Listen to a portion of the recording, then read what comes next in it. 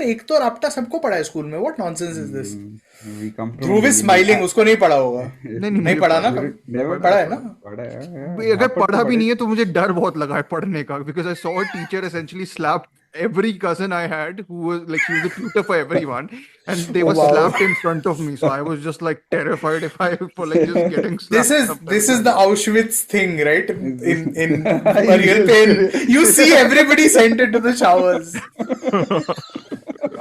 That is... what a comparison. I think I'll have to put this in. Anyways, I think we should start the episode. That brings us to Nosferatu. That brings us to Nosferatu. Yes. From Poland, let's go to Transylvania. Germany first. No, of course, the people who actually... Not Germany. So, funnily enough, for a man who's like, I'm about film history, this, that, and the other, Eggers' movie starts with 1838 or whatever. What was the year? 1830 something. 1838. Germany. So I was like, 1838 में नहीं था यार Germany. By the way, yeah, that's the thing. Exactly. I thought the same thing. I was like, dude, wait, Bavaria was a thing there, right? Yeah. Right? Württemberg was a thing. There was no Germany. Does it say Germany or does it just say Germany. Wisborg? Germany, or Germany. Wismar? No. Wisborg. No, Wisborg. Wisborg is the city. It's got a very... I'm like, just set it in England. Fuck off with the Germany thing. Especially Because, everyone's talking English. Because it's Transylvania, वो journey थोड़ा quickly. We'll get to all that. Anyways, let's start. Is there a creepy way to do hello? Hello. Just be Amrish Puri about it. Welcome. Hello. Welcome to today's second part, I think, of the episode we did on Robert Eggers, because this essentially is our 2-week special on Robert Eggers. First week, he's done enough work to merit that, imagine. He's a unique filmmaker, so why not talk about... No, like in his lifespan and how much... Yeah. How young he is what I'm talking about. I mean, it depends. We can, if you want us to go as in depth, we can do one episode on each of his films. It's like that sort of thing with any film. I'm not watching Lighthouse again. You cannot get me to do that.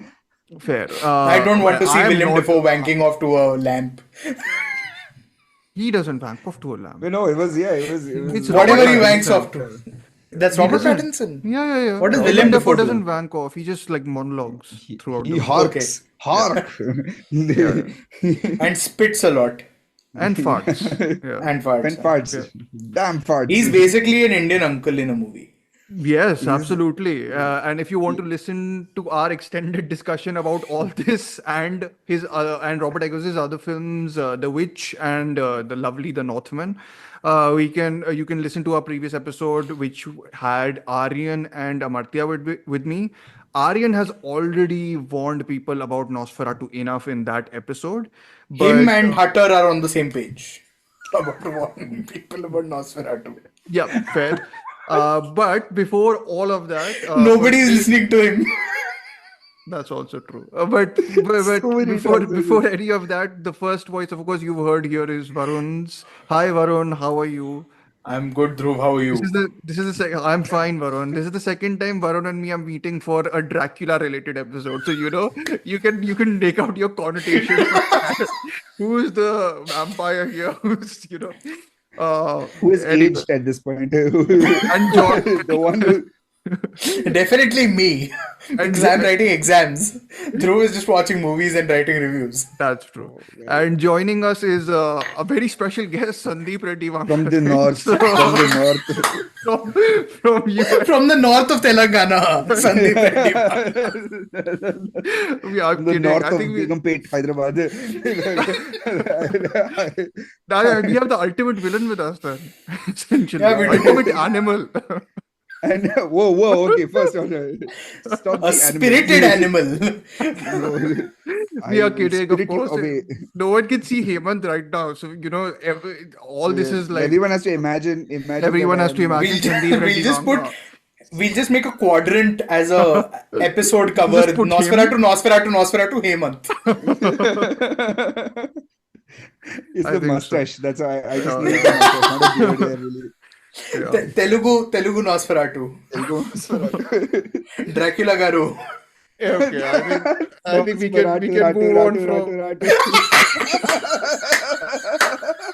sorry. Fantastic. Oh, I'm so sorry. He was right there. Oh, yeah. I think Insane. we'll take Whoever a started we'll take a it. break there and we'll put that intro of Quid, I think, at this moment in time.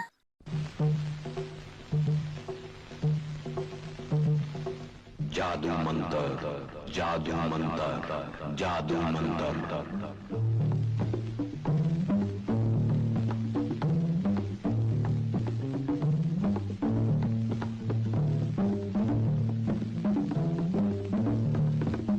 You are going into the future.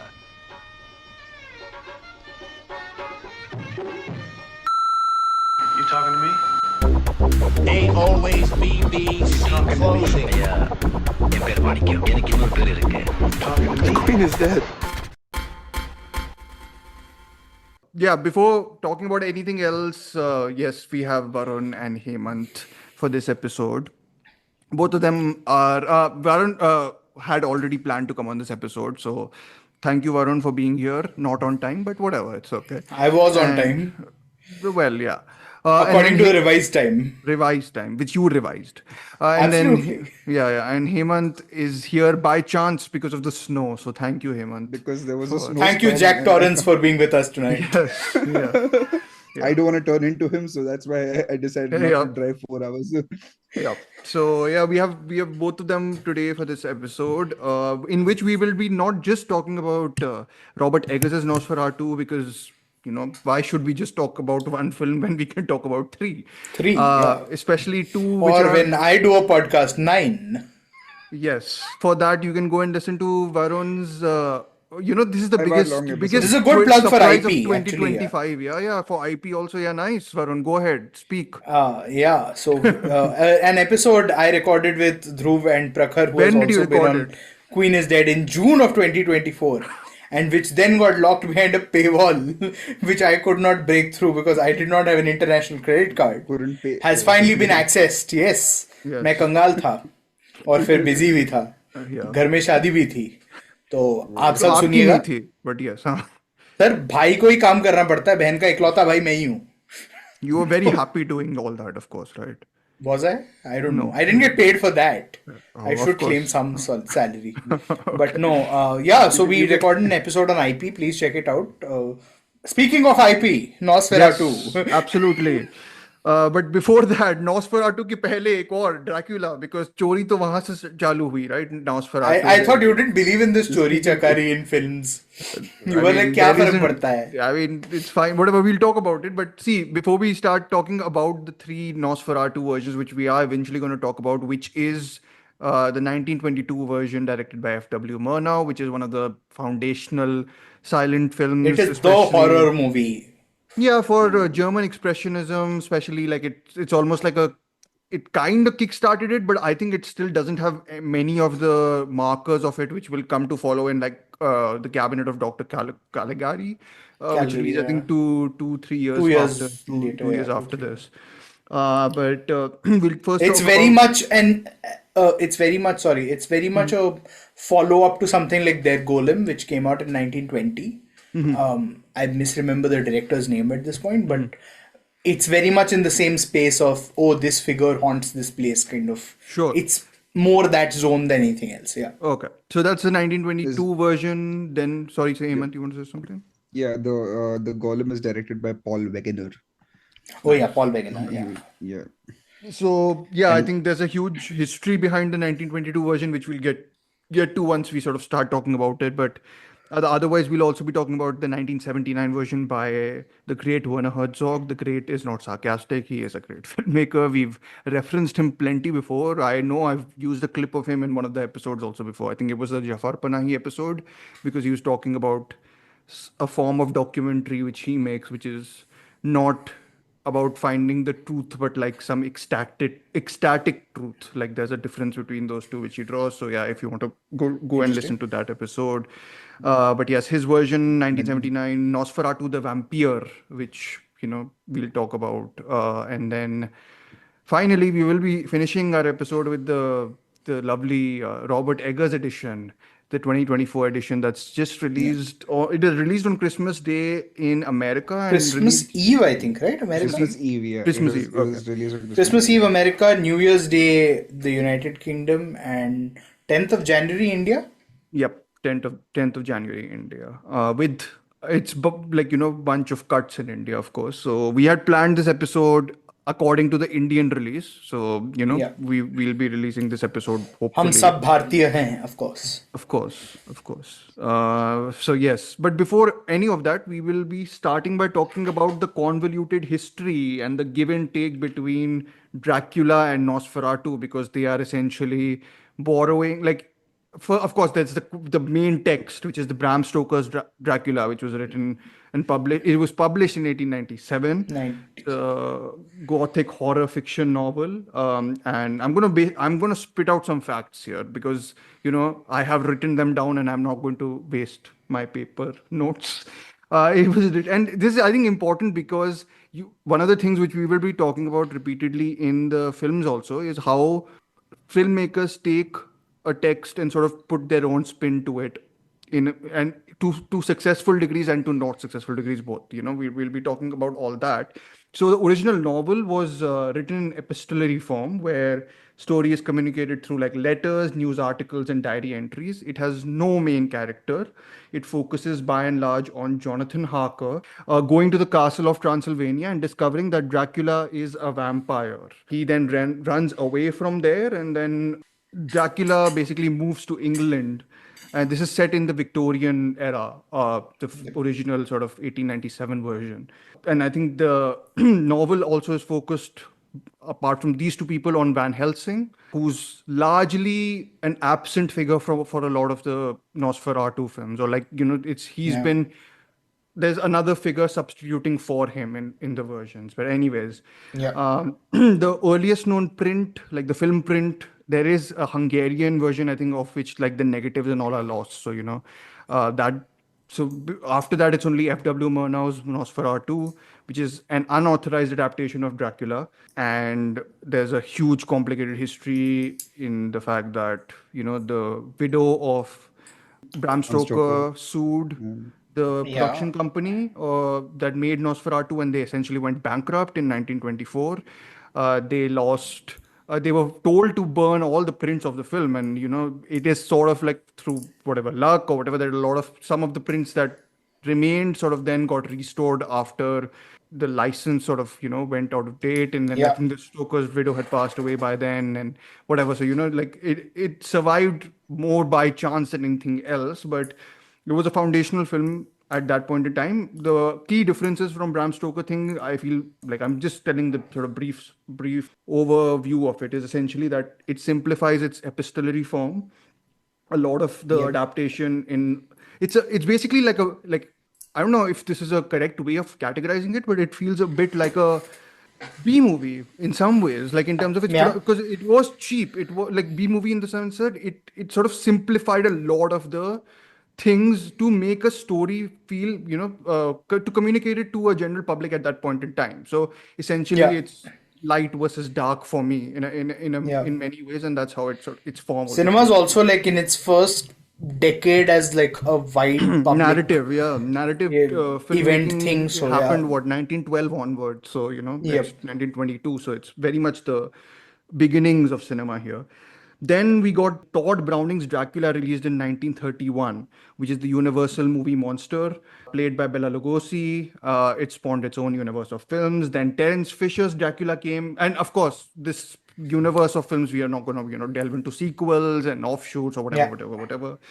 Then there's the Terence Fisher Dracula, which Varun and me discussed. If you want to listen to that episode, you can listen to our Hammer Horror films episode. During the horror month, we recorded it. Halloween.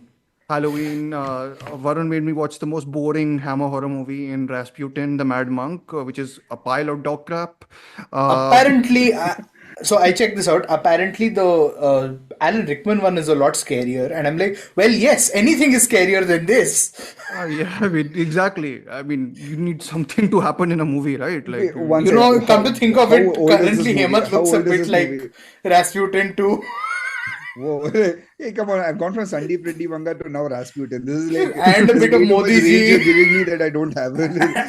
And as we know, he has a particular partiality for podcasts at the moment. So sorry, yeah. What were you Yeah, saying? but you were saying, were you saying You were something? saying How old is this movie? How the one that you The just Terence talking Fisher about? one is released in 1958. 1958, yeah. 58. Okay. Yeah. Okay. So Yeah. 58, this releases these. I think both take from Dracula more than anything else. Like More the than, yeah.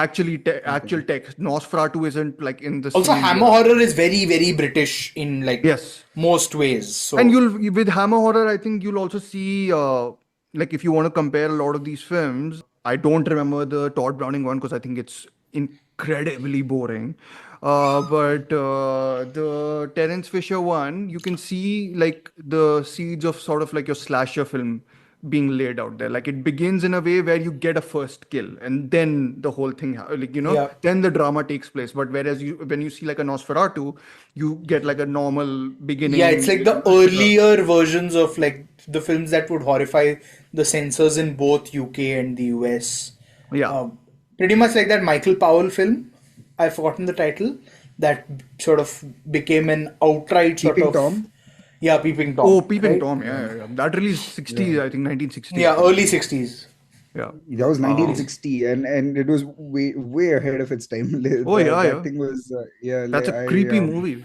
It's like and it's a very empathetic for very sensitive, I would say, for a movie of that time actually. Yeah, yeah, yeah. I Absolutely. mean, to be fair to Powell, he's also sympathizing with like nuns who are losing their minds halfway up the Himalayas. So Yeah. him and Emmerich Pressburger. Horny nuns, essentially. Repressed horny nuns. I didn't want to talk about like servants of God in that way, but Dhruv clearly has no piety left in him. Nothing is sacred. Nunsploitation Absolutely. it's nunsploitation, it's fun. Like, Sir, you that's- are a Sydney Sweeney Buck at this point. Man, whoa. She's a Wait, good- isn't good she actress. in a movie where she plays a nun as well? Immaculate. That is the Immaculate. reference. Okay. Yeah. Sorry. Anyways, we are not talking about Sydney Sweeney here. We have Yeah, talked yeah, For about that we Okay. need to bring Amartya and Or that movie Alia. from that movie from last year. What was it? Anyone But You. Oh, okay. Anyone? Oh my God, that was a Yeah. just Okay, a I think we pile should of beep shit. it. Beep this. Yeah. Yeah, I really don't want to give that thing any more air than it deserves. No, but Hey, the- Capybara meets Sydney Sweeney. Come on. What? No. Okay, the Terence Fisher. So back to Dracula. The Terence Yeah. Fisher one actually. I was Speaking saying of that- things that smile too much, Dracula. the Terence Fisher's version actually doesn't borrow as much from Bram Stoker as it does actually from Todd Browning's, because a lot of the Right. Hammer horror films were actually taken from the Universal monsters and then repurposed Yeah.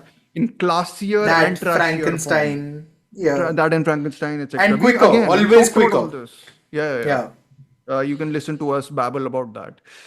Then we move on to Werner Herzog's Nosferatu, the Vampyre, which is 1979, which is an odd remix of, well, not remix, but it takes most of the material from Nosferatu, but it takes the names of people from Dracula because the rights had sort of expired at that time. Yeah. So Werner Herzog was unbothered by the fact that, he'll get sued if he uses the names and all that. So, Also, it's Werner Herzog. I don't think he cares if he gets sued. There's plenty I of mean, other the things money, that guy, he could sure. have done. Otherwise, he No, won't the care. Yeah. British government would have probably convinced anybody of Stoker's family who wanted to sue that, look, we need to keep the West Germans happy, don't do this nonsense.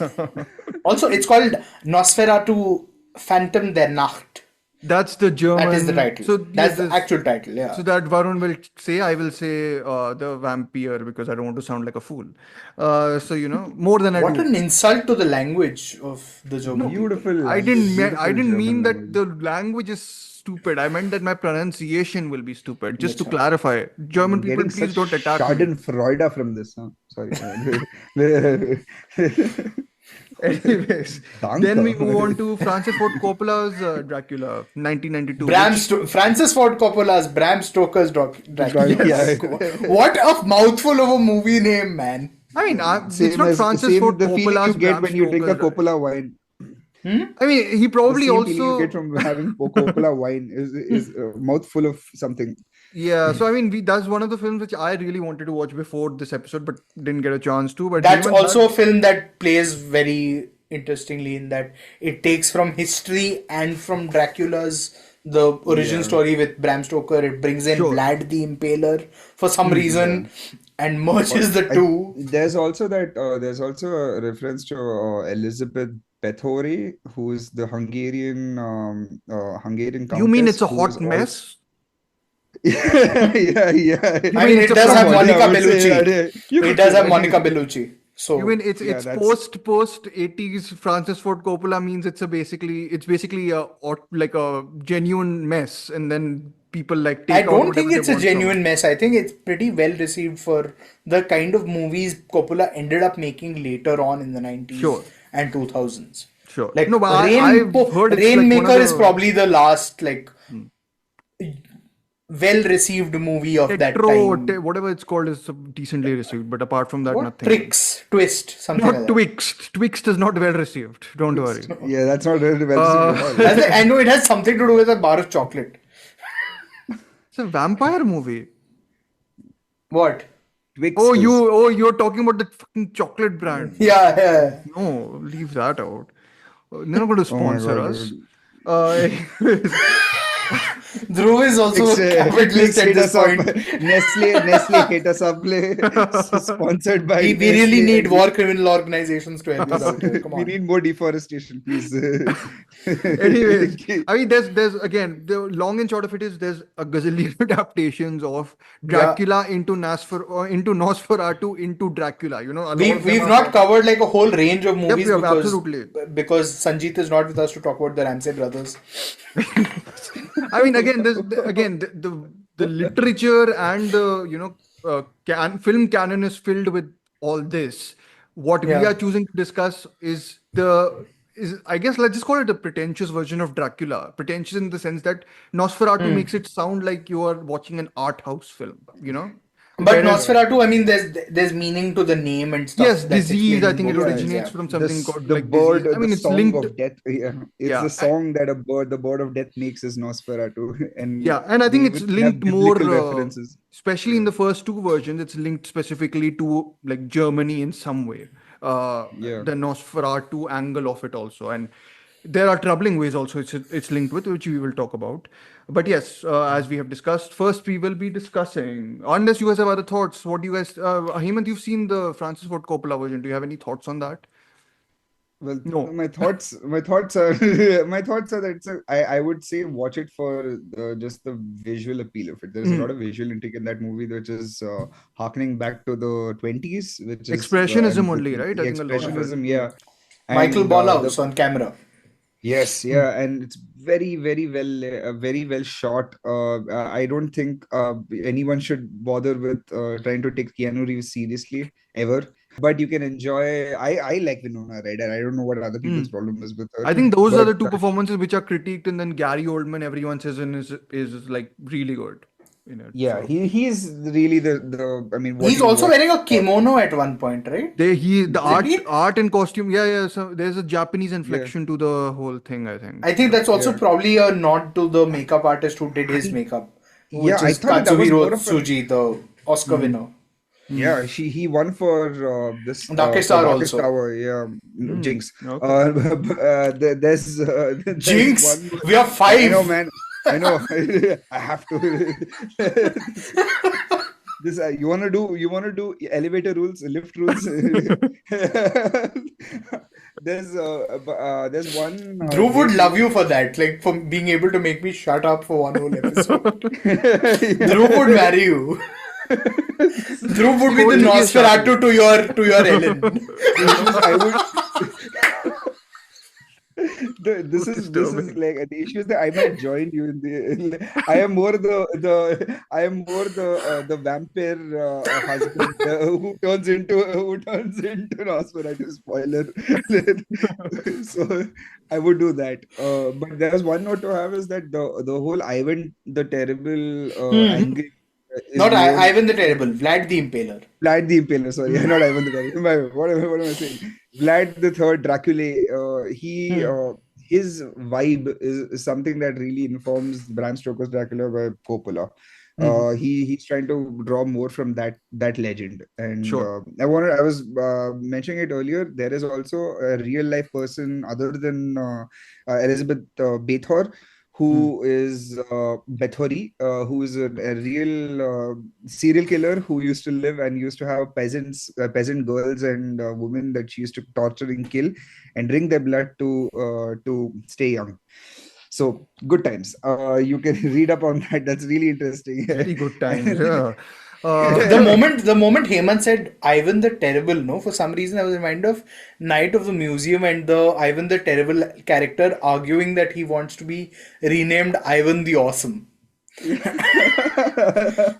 Varun, I was That's your blasphemous comparisons are waiting to 1922 के version पे आने तो दो.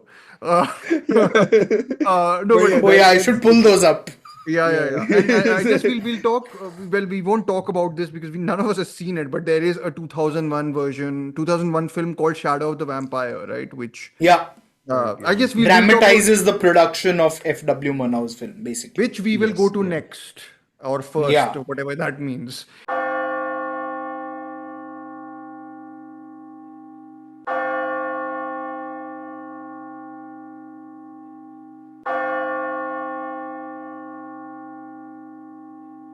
I don't know what FW stands for, but anyways, Friedrich Wilhelm, I think.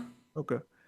I'm Are not you sure. or are you just I feel like just that's like stock German names are coming to your mind? Friedrich Wilhelm Murnau.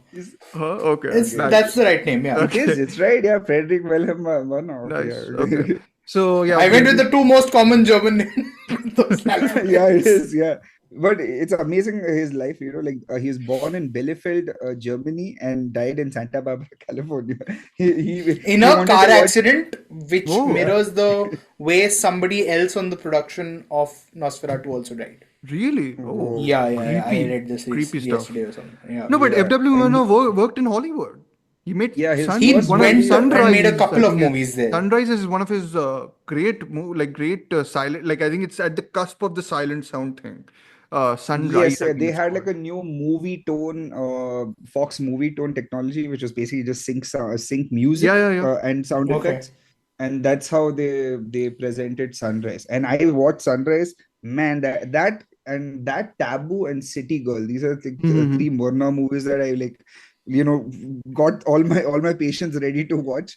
I really enjoyed Sunrise. It's a really good movie. It's a really and fascinating movie. I've seen it. It's got a very fascinating narrative also. Like just the way it it it's like does. a lopsided structure it has. Like which you Yeah, won't it's expect. almost like a circle. It's a Yeah. loop that he kind of. It's an inevitable loop moral story that they try to show. And Janet Gaynor is in that, who's brilliant, really. Who's also, of course, in I the mean, first a lot of Star. US. I mean, of course, because of the impending World War II, which would be and impending sort of Hitler. I think there's a big thing about German expressionism being No, a but I think representation. Murnau died before Hitler came to power and stuff. So No, but Hitler Hollywood is took. I was about to go on the idea also that a lot of Hollywood took away a lot of the German expressionist filmmakers then to Hollywood, Yeah. and which gave birth to Yeah. noir essentially, right? yeah. Fritz Lang, Yeah. though, Fritz definitely Lang the most, yeah. fleed away essentially.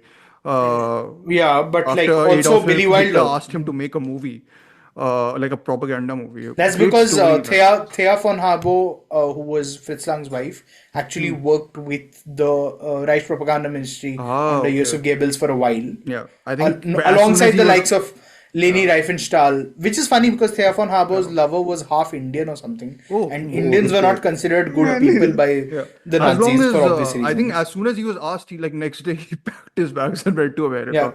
Billy Fritz Lang Wilder did. basically fled. Yeah. William I mean, if you Wyler, want to I think, listen, left as we've also well. talked about Fritz Lang actually in our noir Yeah, episode, right? Because in we noir talked about episode. So yes, M, if you want to Stray listen to Dog, all that. and Double Indemnity. Yep. So yes. Anyways, back to F.W. Murnau's Nosferatu, a symphony Yeah. of horror. That's the subtitle of the film. It's directed, as we said, by Murnau, written by Henrik Galeen. Feel free to correct me. Cinematography by Fritz Arno Wagner. I think he's a popular name in DOPs in general. I think it comes like for German Expressionism, he's a Yeah. regular cinematographer for a lot of the films. Shot by him and Gunther Krampf. And one of the Yeah, big who's not name, credited. yeah, and one of the big names associated with Nosferatu, who did the art department and sort of responsible for, I think, costumes and probably you can say like a second auteur on this film is Albin Grau or Gru. I don't know how to. Who It's was interested in the Grau. occult. Who was Yeah. interested in the occult, which sort of informs a bunch of some of the plot in this Nosferatu and a lot of the plot in Robert Eggers' Nosferatu. So you mentioned Wagner. Wagner's the one who died in a car accident, just like Oh, Murnau. They died 27 years apart in car accidents. yeah. Eerie. This is ripe. This is like some conspiracy theorist. That movie is cursed. Yeah. Okay. I mean, especially yeah. if it's a horror film. I mean, And it had 58 is the curse. same year Terence Fisher's film released. I mean, it's but that's the whole thing, right? It's like I'll go and get my tinfoil hat just a second.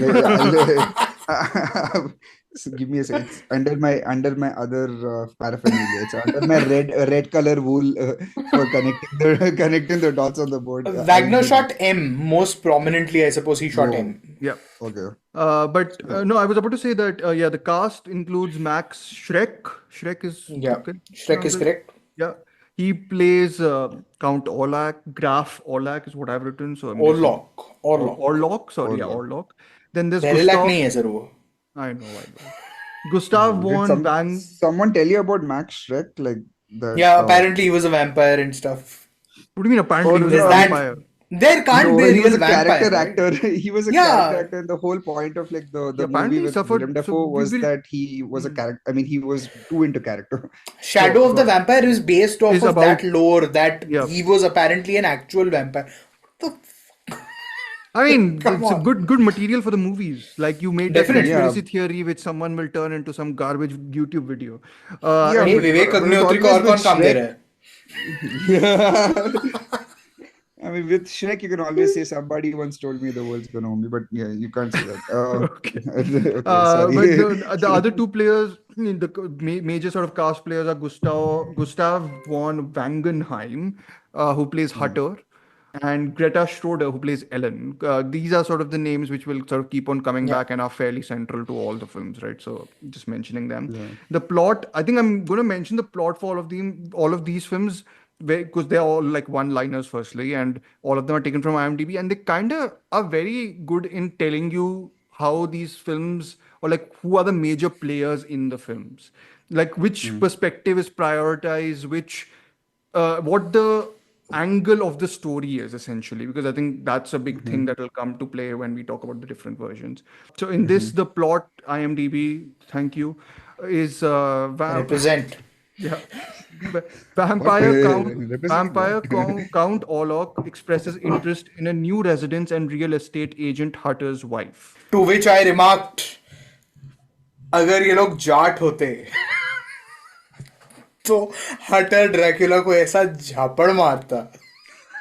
You have to say, kahi beach, you have to sneak all this in the middle of the discussion, not as the introductory thing of our discussion on S.W. I think Murnau's he- Nosferatu. It's too good for him to let go. It's like I have to. I can't help it.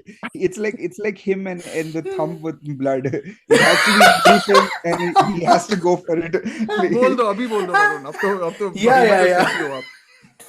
Yeah, Hemant has sadly set me up. So at one point, This is a scene which recurs in all the all of the films, yeah. So while Mr. Hutter is dining with Count Orlok / Well, Count only Dracula. he's eating. He's just sitting. Yeah. Well, Dracula does Because not it eat is at this midnight. hour. Yes, because it's midnight. Dracula and everyone I is- have similar habits. We will not eat dinner at midnight. But You are our Hutter Dracula, cuts don't worry. himself. Hutter is trying to cut a slice of bread, and he ends up cutting his thumb instead. Now Bruno Ganz in the Herzog version plays this scene really well, but the original actor plays it so clumsily that I was reminded of Ranveer Singh in Dil Dhadakne Do when Zarina Wahab threatens to cut her vein, slash her wrist with a knife and he says, "Auntie, वो butter knife है."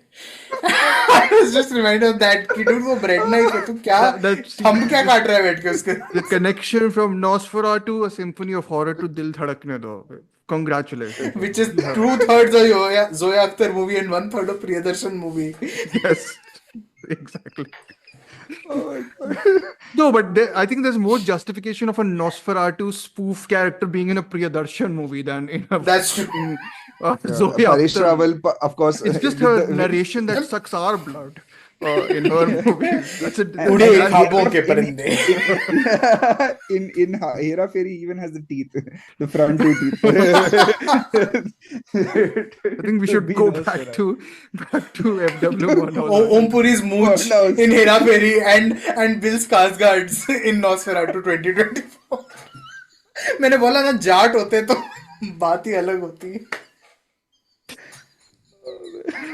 Yeah, heading back to Murnau's Back to version. German Expressionism. Yes, absolutely. Yeah, not Jat expressionism. Yes. Anyways, Nosferatu is set in 1830s. This version is 1830s Wisborg. All Wisborg versions are fictional- 1830s only. 1830s, yeah. This is in Wisborg, Germany, like fictional town and everything. Yeah. Yeah, I mean, Germany, which is a country that did not exist at the time. fine, It was fine, actually okay. Well, anyways, Gotland is what it used to be called. Yeah. Yeah. should I'll go with my thoughts briefly, and then you guys Yeah, can yeah, sort of, please. chip in. We've interjected enough. I think so.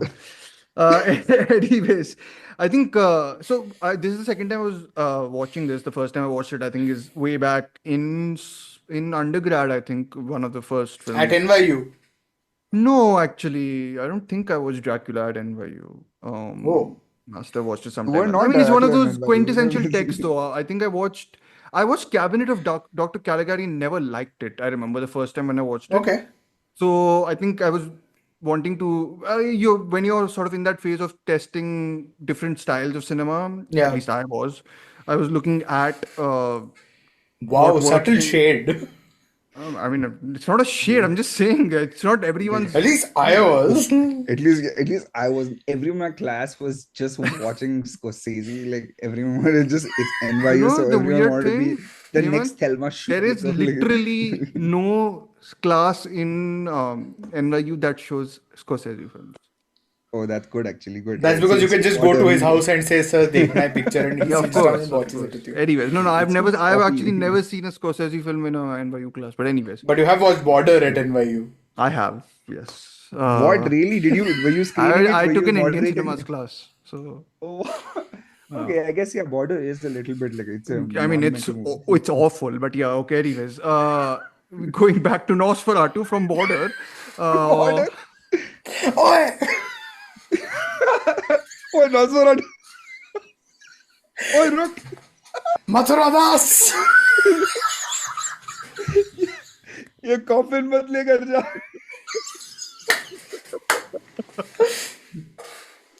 Okay, I think आपका contract sanction हुआ है.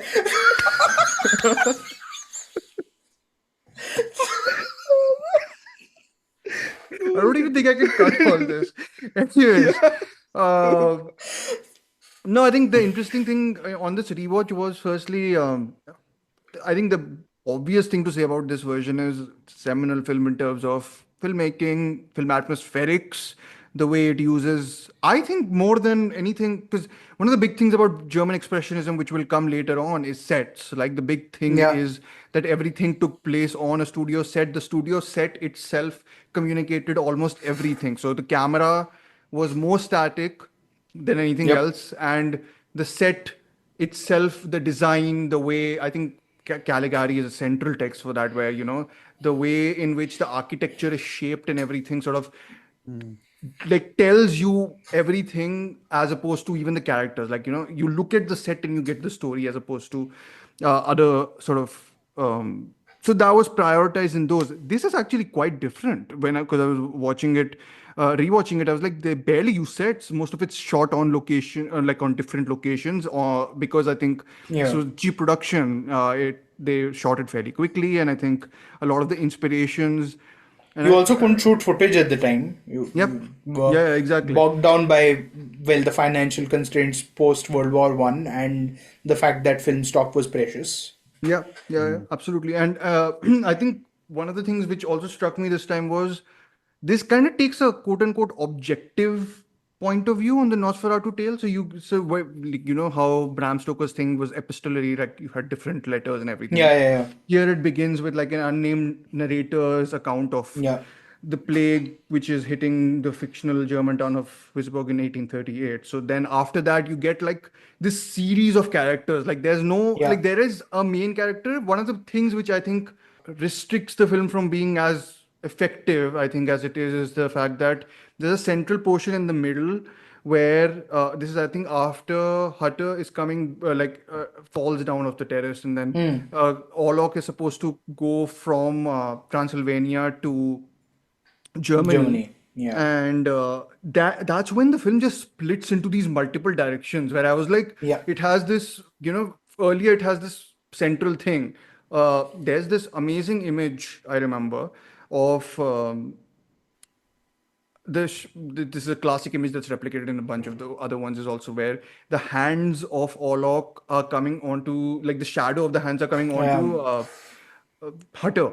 And you do some, and Murnau does some expert like intercutting where it's intercut with Ellen at her house, and she sort of is the ray of light in many ways in this story, and what she sort of calls out, like her love calls out for Hutter, and what then happens is the shadow sort of falls down essentially. So you get that the play between light and shadow is like central there, but like what happens after after he's going back to Germany, we get introduced to like these bunch of characters which I think are fairly like you could do without almost, like there's Knock and like and all of them have like a very symbolic.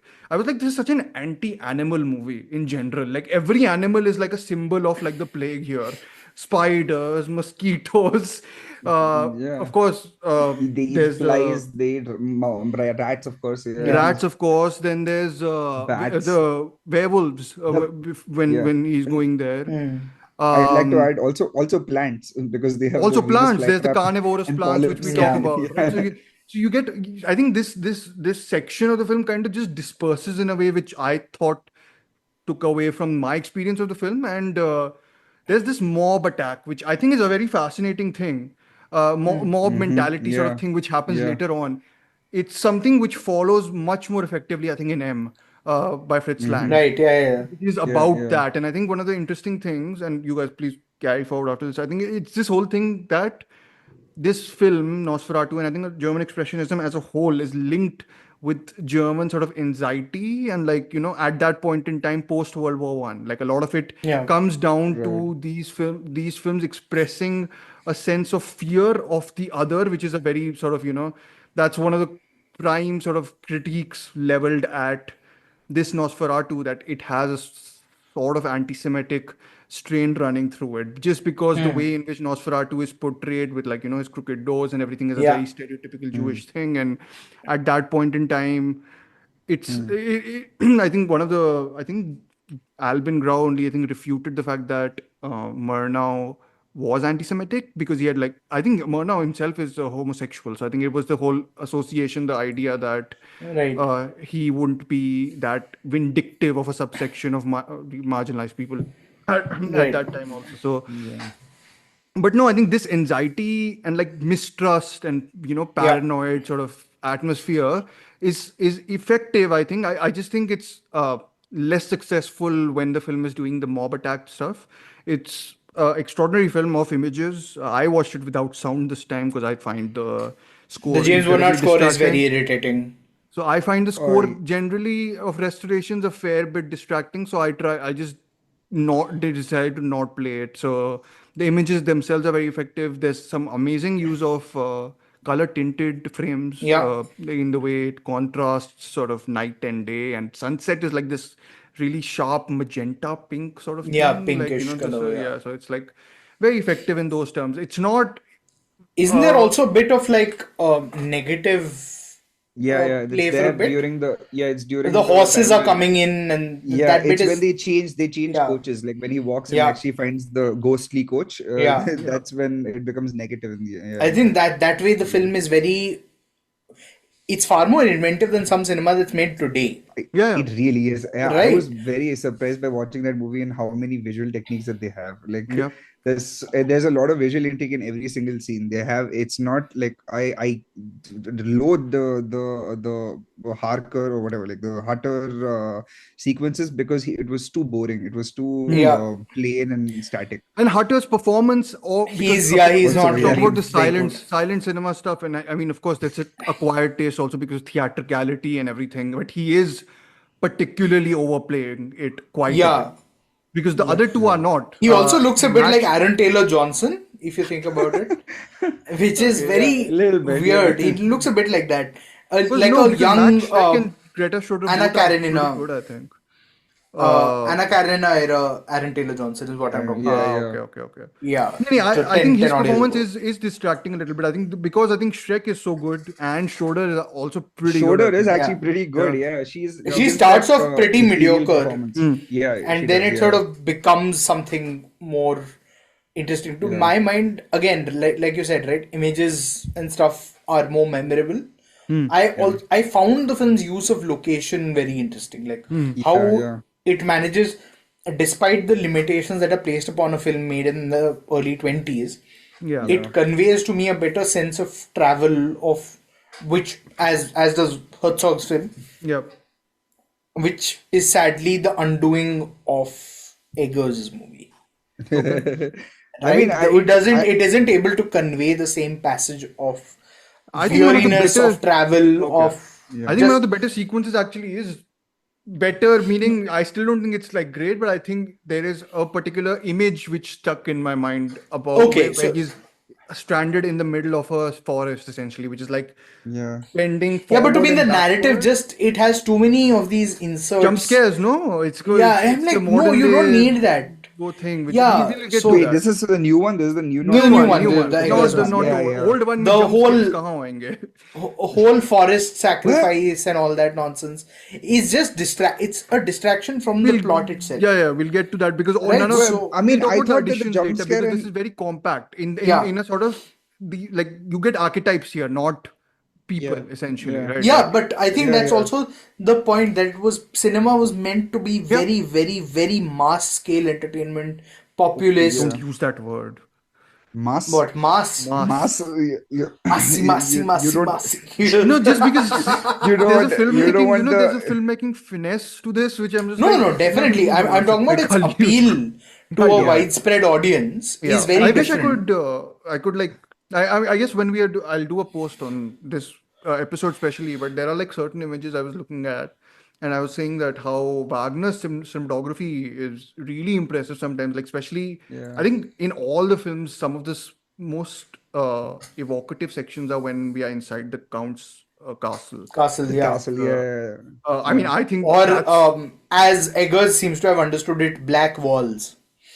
you are bringing in this The one- much shade. I thought I was, anyways. But no, so I mean- I think Yeah. also what is interesting about the Murnau film is that it's very much the old-fashioned Hans Christian Andersen Grimm brothers kind of tale Yeah. in that filmic mode, but it works for its time naturally. So one might look at it today and say, "Oh, it's dated." Well, all films are dated. First of all, there's no film that No, this there whole are films which are stands not the dated. test of time. The test of time is just sort of There are films which stand the test of time. but the test of time itself is not a valid way of judging a film. No, I know that. Is my but there contention, are right? films I think which are timeless. I would say. Sure, like Conversation, for instance, is something we've talked about in this No, context. I was thinking of Man with a Movie Camera and like Okay.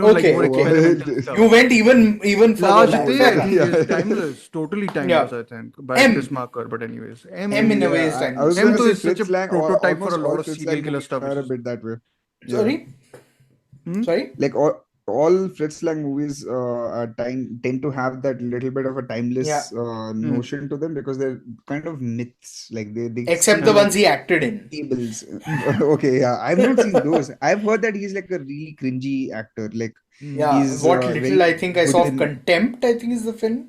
Oh, he acted in the Saw it with Godard. contempt. Godard's. I was like, this is a really bad actor. I wonder who he is. And then I That said, oh, might it's be a fictional. Godardian technique.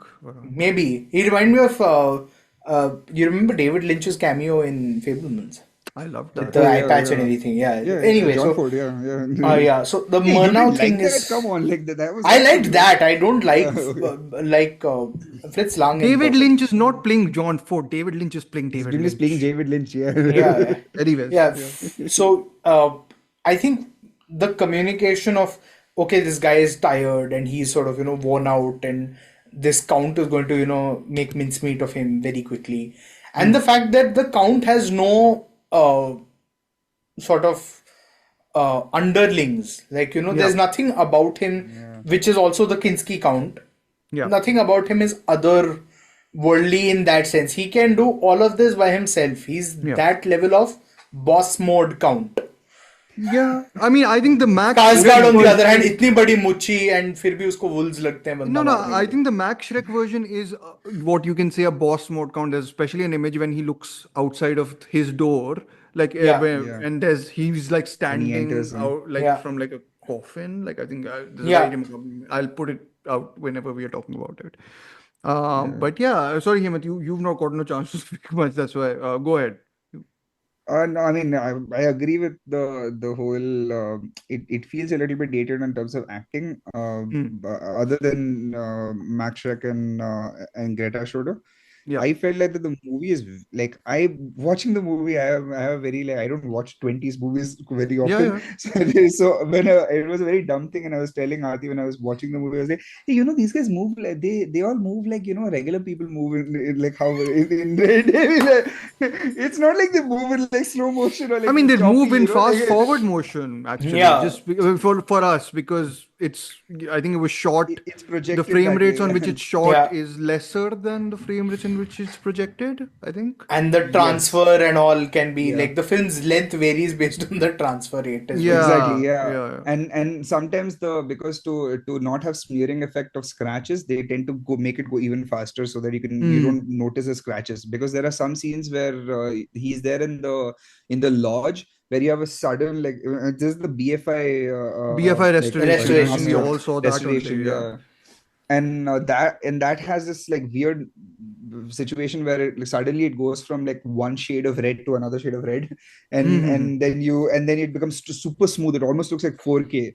And like it looks like okay, there were a bunch of scratches here, and they like did a bunch of correction in this, and then they transferred it. Sure. So I mean, that's all like a little bit like in the background. For me, the experience of watching it and looking at the editing of it was more of it was like, oh, you could make this movie right now. This is a very it's edited in a very fast pace. It's a 90-minute movie and it knows exactly what it's going to do next. There's no meandering. There's a lot of Yeah, but we know Dhruv doesn't Surprise. like those movies. What do you mean? They sometimes can give him a real pain. Oh, that's it. That's it. Let's end No, it I'm not right going to there. include any of the real pain stuff we talked about. But anyways, but there's a lot of intercutting in this. I was surprised by just how many things it's juggling at in the middle section. It's parallel juggling about timelines. four, But five, you know, 4 or 5 strands of story. What you said, Dhruv, about the multiple characters it brings in, I think that has a lot to do with the fable idea. I know, no, I understand why it's there. And the I just, idea to provide an audience with a satisfactory conclusion to this happens to this guy, this happens to, because you introduced him once. Now you can't be like forget about him. At least you couldn't do that then. Today you can justify it. Like Eggers has already gone around saying, "Oh, you can wait for a director's cut or an extended cut." I'm like, then just make that your movie. Why are you telling me to wait to buy a Blu-ray? वो तो studio का There's so चक्कर much होएगा ना. fat. I mean, Yeah, there's already. there's already so much fat. So you even take that off, then you're left because with I think nothing, that's an plot-wise, interesting point to mention that this is 88 minutes long, 87 minutes long. 88 minutes. The Herzog version is 1 hour 46. What is that? 47, yeah. 107 minutes. 107 minutes, and the Eggers version is Eggers 132. 132. Yeah. So we are going, that.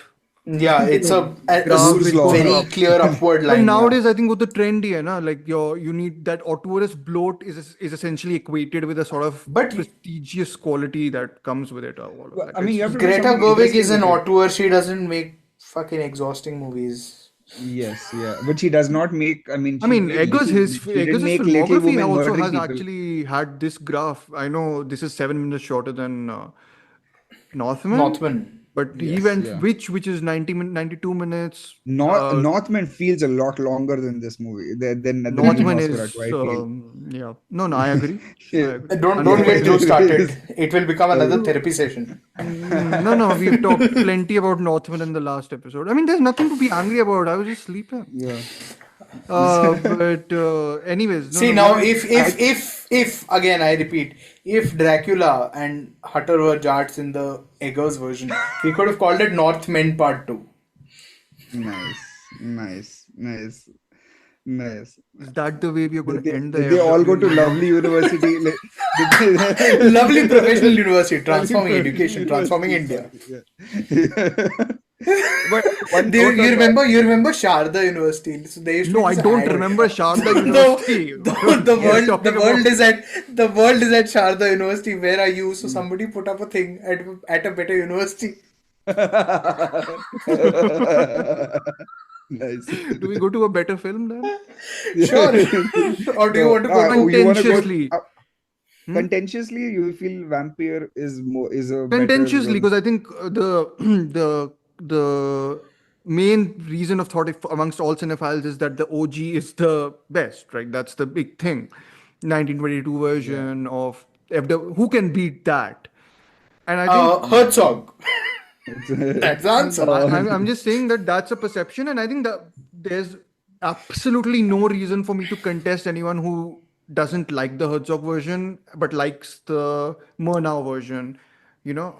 We can talk about if someone likes the Eggers version and doesn't like the Herzog version. I would like to know Better what, than Herzog, man. yeah, which how that goes. Anyways, I think Dhruv we'll- would like to introduce them to his therapist. I would actually like to make one last comment Yeah, on please go. Yeah. Yeah. on the importance of it is that for that time or Yeah. even not that time, maybe for the genre, like as Yeah. a horror genre, there's a lot Yeah, of there's- things that come from that which Yes. have been replicated multiple times, and this whole thing of like people banding together to take out like the other, and Mhm. Yeah. the only time where the heroine is actually the one who's making the final blow. She's the And- she's the Yeah. main person who's She's the one who's the salvation of this Yeah, whole exactly. this monster. Yeah. Yeah. And the whole Even so-called movies that are supposed to focus on women by putting them in the very title of their movie have men saving the day at the very end. movie is usually. it? are we talking about Instrument. Stree? Okay, Yeah. sorry. Oh. Kingsman, okay. Right, yes. Okay. Yeah, true. I mean, Varun, you so have another- truly butchered my discussion on Murnau's 1922 film. You know, what all digressions have we gone on? We've gone to Sir, fucking you wait till we get to Eggers. to Maybe fucking nothing about Sharda Eggers. University. We'll be What's talking wrong about with the Sharda ideal- University? The world is there. I don't want to be where the world is. No. Anyways. Hemant, any other thoughts before I Blast. I like in Murnau's version. I really like that the ship was a real ship, and that shot of the ship, the same shot as even the new one, and every movie has like one shot which is like always like the repeated. wide? Yeah, the wide wide shot of the ship, just like Actually, that's a- dreadfully going towards the ship. Yeah. It looks Yeah. the should I say this? The front of the ship looks like a penis. Okay, true. Yeah, Yeah, well, penis. that's a mask. That's why even penises yeah. are called masks. Yeah, so That- that's what That's why Eggers. That's where Eggers got his. I don't know if it's in the Eggers thing. Inspiration. I actually noticed it more in this and the Herzog version. But anyways, there's an interesting thing to note. One more thing, I guess, and then we'll move on to the Herzog version. Hemant said about wides and everything. Actually, one other thing to note is the camera here doesn't move much at all in this version. Yeah. Firstly, because it's hard Too to heavy. move. that camera is bulky. Wagner does not have a shoulder left by the Yeah. end of the production. Exactly. So It's not it's genuinely Hotter hard. when Hotema with the IMAX camera. he's No, and budgetary concerns, etc., etc. There's a reason why the film exists in the way it does. It's easier Yeah. to shoot it. It's the most convenient way of shooting it. Yet, in that convenient way, they find ways of course, making it very evocative. Yeah. For example, one example I'm just giving is there's a shot when Hutter goes to the Dracula, Orlok's castle, and then there's a shot which is shot like from underneath, almost like a dome-shaped cavern. Like I think it's just shot, Yes. so it Yeah. looks like you're looking outside of the shadows. And then I think there's a Yeah. reverse shot you get where you see these two people standing in the light and then walking towards like infinite darkness. So you get Right. inventive ways of I think you also have a lot of waiting because whenever the film has to depict like the approach of a character, especially in the outdoors, that immediately adds to the suspense because you have to wait 3-4 seconds for the sequence to get moving because the camera has been set Also, up. it's Then somehow it's Yeah, been it's fast communicated. forwarded. Send the carriages and tuck, tuck, tuck, Yeah. tuck. So the thing is the mechanics of filmmaking as they were at the time add to the novelty of the film as it is today. Yeah, Maybe they wouldn't have then, but today the Maybe that was anticipation is built up. like a hassle for them, but it Yeah. works for the medium. Yeah. Yeah, it works for the film. No, absolutely. The reason why I'm mentioning this, and I think why I appreciated Hemant not deviating like Varun and mentioning the wide shots, still wide shots, Yeah. is because one of the reasons Nosferatu the Vampire by Werner Herzog works incredibly well in certain sections, especially, is because it has movement.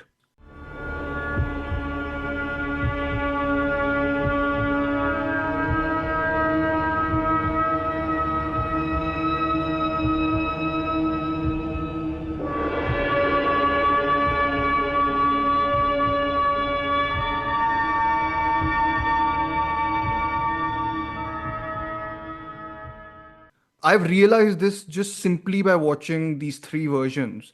How much I value sometimes the handheld camera. Like the Oh handheld yeah, camera that when was utilized, like the way. when not used as a steady cam. Oh, Yeah, ideal. yeah. So Put on a techno crane and then slowly, as I had described earlier, cervical spondylitis, where you slowly turn from one shot And to you keep following with no purpose, no framing, no I lighting, mean, anything. this is the entirety We'll of shit Eggers' on film, it, so yeah. we'll be talking about a Yeah. bunch of the techniques in that. Yeah. But no, Vampyre by Werner Herzog, I'm pretty confident in saying it's my favorite version of the three. Same. I'm shocked that Varun likes it as much as I do. I really enjoyed it as a film, like because it deviates obviously in some way or the other, but also for I what knew you you'd like mentioned. it more on counts of Bruno Ganz. no, of just more restraint. The whole film is almost operating in terms of one tonality lower. Yeah, I think than- also like you mentioned, right, the handheld camera. So the sequence where I know we are getting ahead of Okay, sorry. ourselves a little. Should I Yeah. introduce the film first? Please do so. So it's directed by Herzog, of course, written by Herzog, Tom Shatman, and Mark. Can't pronounce his name. Grohman. Sorry. And then it's the DOP is. He's probably dead anyway. It's okay. The DOP is Jörg Schmidt-Reitwein. I'm sorry for butchering that name. Editor is. Oh my God, this is hard. Bjartmeinka Jellinghaus. Maybe you can do it. What? Whoa, bro! No, what's go that? try it. Why don't you try? Let me try. Okay, what Let's is- see. Yeah. like, edited by edited by Beat Manka Jellinghaus. Okay. It is Jellinghaus. See? It is Jellinghaus. Yeah. Well, yeah. I Uh, don't know about Beate- fashion design, dude. I don't even know. Yeah. Interesting name. You're the Meinka. German scholar. Go ahead, Varun. Beate Meinka Yellinghaus. Okay, fine. We'll use that. We'll remove Yeah. Hemant and my pronunciation. Just don't butcher it. Music by Florian. I'm sorry, Michael Gruskov, you are alive. I'm so sorry for saying you're probably dead anyway. Really sorry. The music, which I think is another significant part of why I think Yeah. the Herzog version is so good, is Florian Frick and Florian Popol Frick, Vuh. Popol Vuh, and Yeah. Richard, right? Wagner. Yeah, Wagner, Richard Wagner. which I Robert know is I'm the gonna- actor. I know. I'm gonna put the because I'm 100% sure I'm going to put like a briefish clip Great. of We Das talk about Weinbold. anti-Semitism and then we're like, here's some Wagner for you. Sorry, that piece of music is a fucking whatever. Like it's genuinely such a majestic piece of music. Anyways, we'll talk Does about it. anybody find the credits a little weird that they don't bill Bruno Ganz above the title? I think he wasn't Because probably as big as these he two. wasn't probably, that's true, but he's like, he is the center of the film. Like, I think so. I won't even put Klaus Kinski at the center of the movie. He I think is very I think much, those two I are think- the central forces. But yeah. yeah. Yeah. Anyways, I mean, one thing I found weird also was that Isabel Adjani was also not there for most of the movie. Like, Yeah. she's there for a lot less than I what think she thought. takes control in like the last 30 minutes. Last Second half. yeah. Yeah. Yeah. I think that is Eggers' most significant change to Yeah, both that's the earlier biggest versions change that we Yeah. get. Yeah. that Ellen slash whatever Lucy, yeah. Lucy has Yeah. the biggest role in the film by far. Yeah. So the plot, according to IMDb for this one, is Count Dracula moves from Transylvania to Wismar, spreading the Black Plague across the land. Only a woman pure of heart can bring an end to his reign of horror. I think this doesn't do that much justice to what the focus No, of the film it's is. very different. Uh, It's not at all the way the other two movies work.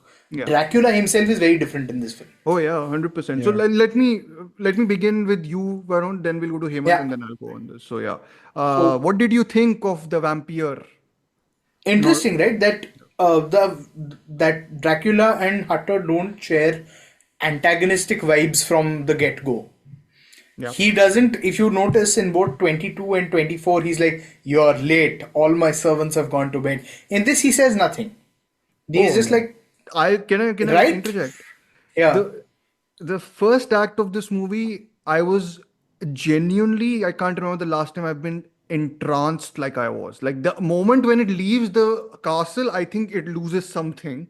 But the Yeah. moment until when it is at that castle, I was Yeah. genuinely like, in the spell of the movie or whatever you want to say. I was there's this entire sequence of this trek through the mountains, which I Oh, think yeah. is just sublime. I'm like, just Fantastic. Yeah. Straight up. hire Werner Herzog That's for all this Herzog. stuff. That's really Herzog. Like in his like best is just documentarian. Like It's also when- it's no. when Hutter then says, is he called Hutter in this? No, he's called No, he's called Jonathan Jonathan Harker. Harker. Yeah. So- Hutter is Harker, Ellen is Lucy, Yeah. and Orlok is Dracula. Orlok is Dracula, yeah. And Knock becomes Knock becomes Renfield. Renfield, yeah. Which Yeah. I think is the Renfield, one unconvincing performance of the lot. I actually liked it a lot more than like the Me previous too, Knock. yeah. Yeah. And I mean, I like definitely the liked it previous- more than fucking Simon McBurney. I like him in that. This, Anyway, Come I on. will get to it. anyways, But sorry. yeah, so I think when he says it's taken me 4 weeks to get here, you can see the wheels behind Dracula's eyes starting to move. Okay, if it's going to take him that long, he's fucked. I'm Yeah. going to Yeah. Screw him He's over like, so let bad. me find another way of, going. Yeah. Let me get there quicker. And the 4 weeks are baked into the film by just nobody is willing to take him. He sort of hitchhikes. It's almost a 70s film in that sense, when hitchhiking was a thing. Like, you wouldn't hitchhike today. You don't know who'd kill you, right? Suddenly on a highway. Yeah. Which was my fear as well, a couple of days back. Hitchhiking on a country Oh, road. yeah, you got lost. You I went wandered to onto North private Nosferatu. property. You were scared. Oh, You went to jeez. Count Orlok. No, I was confident that I'd be fine because I had gone with pure intentions and not with the ek tarfa mohabbat that Nosferatu sets out with at all times. ADHM represent. Oh, fuck off. Kaviraj Dhruv is in the house. He has a Nosferatu PhD in the Alize. Vampyre. Go ahead. So, yeah. I'm sorry. I had to bring in Another the one. ek tarfa pyar bit. That is just central, this thing about Nosferatu, right? He is obsessed with this woman just by himself. I think he's not obsessed with the woman. I think he's obsessed with connection here, of any connection. Yeah. Here, Yeah, yes, I think certainly. that's Like, I it, think yeah. that is the central change, right? He says, I want what you have. Yeah. as opposed to I want you. Yeah. Which is which has a completely different vibe. So definitely Dhruv probably connected ADHM and Nosferatu 24 I more. did not. You But did. we'll Because get to it you're later. obsessed with my obsession more than I'm obsessed with my obsession. Yeah. Anyways, go ahead. This is obsessionception. Obsessionception. Yeah. Whatever. Go ahead. So You're I saying think, good things like about you Nosferatu said, the Vampyre. what you said about the camera, right? For instance, when he wakes up and then the camera starts to, it's all handheld. He runs to one door. Oh my god, the one camera in just follows him. castle when he goes Yeah. through that Yeah. corridor. Yeah, It the seems whole like thing. this Yeah, endless thing. yeah. Yeah. It's crazy, right? Like, Yeah. how do you just make sure that the tension in that scene is unending? You cut once and the tension goes. It's you, because so many directors would be like, I want a reaction, I want the actor's face, but Herzog is reliant on Guns' body language to convey the fear or the uneasiness or whatever it is. Powerlessness, more, yeah. Yeah, and then Sorry? there's like that weird Yeah, surrealist. powerlessness, Yeah, powerless, weird surrealist touch where, not surrealist, but weird dream-like touch where the kid appears and he's playing like this broken violin. I'm And like, it's like, where the hell did you come from? yeah, it's just But like, it's just something you displaces accept. you. Yeah, it's like I think a lot of critiques of the Eggers Nosferatu will get at the polished nature of it. Eggers polished filmmaking. Incongruity in Herzog's film is key to why it works, I think. Yeah, it looks like, if you look at the color, it doesn't look like the crisp color of the 70s with that, very, very sharp, natural. nice. No, I think that's, it's very naturalistic. There's so many colors. There are so many colors. It's because outside so much. Right. Also, it is indicative of the time. I mean, or the setting. Those settings. If you see, like pre-industrialization kind of. And the canals and the buildings around the canals and the people wearing the clothes around the canals. Everything. I think when you design these things too much is when it becomes a distraction for the viewer also. Like, that's the connection. I think that's a selling point for Eggers' movie, I feel. I get that. I get that. But the Yeah. story has to still be, or the narrative still has to consume you in some way or the other. If I know so much about this, is like we've discussed this multiple times, why you should never break down your filmmaking techniques before the damn movie releases. I don't want to know how you lit the sequence. I don't care. I genuinely could not give fewer fucks. I think it would be. I think the trick of the movie would be you'd be entranced by it, but then when you are thinking about it again, you'd be like, oh, how did they like? It's how like did they? after, that should be the after, not during. Not during the. I'm not looking at the shot and going like, why is he swiveling the camera again to the right or to the left? I think that is the advantage we also have with. I don't know how we'd have functioned in the 90s, right? Because with trade magazines, would we have learnt of how Michael Mann and Dante Spinotti did the whole shootout in Heat? No, now the culture has also become now, how much you want to dig deep into the making, which is, I think, a useful tool for people who are into filmmaking, for film critiquing. I don't know. It doesn't work. Unless you're writing a book or something much later. Like unless you're writing Pratyush about Parshuraman to write about a Sanjay Leela Bhansali movie, he has to know how Sudeep Chatterjee works with Bhansali, how Ravi Verman works with Bhansali, whatever. We in the moment do not need to know how Yarin Blashkar writes a scene. Whether it's with 1,000 candles or with 2,000 candles or with he just puts Glenn Powell up there and says, smile, dude. And whatever. Wow, man. Back to anyone but you. Or Hitman. that was the movie we were all hating on. We needed you for that because you abandoned us, Hemant. So I came in and I didn't. You were like, I am married, I have a job, I'm not like you losers. And Hey, I don't say that out loud. you losers have no game and no money. that even married people can't.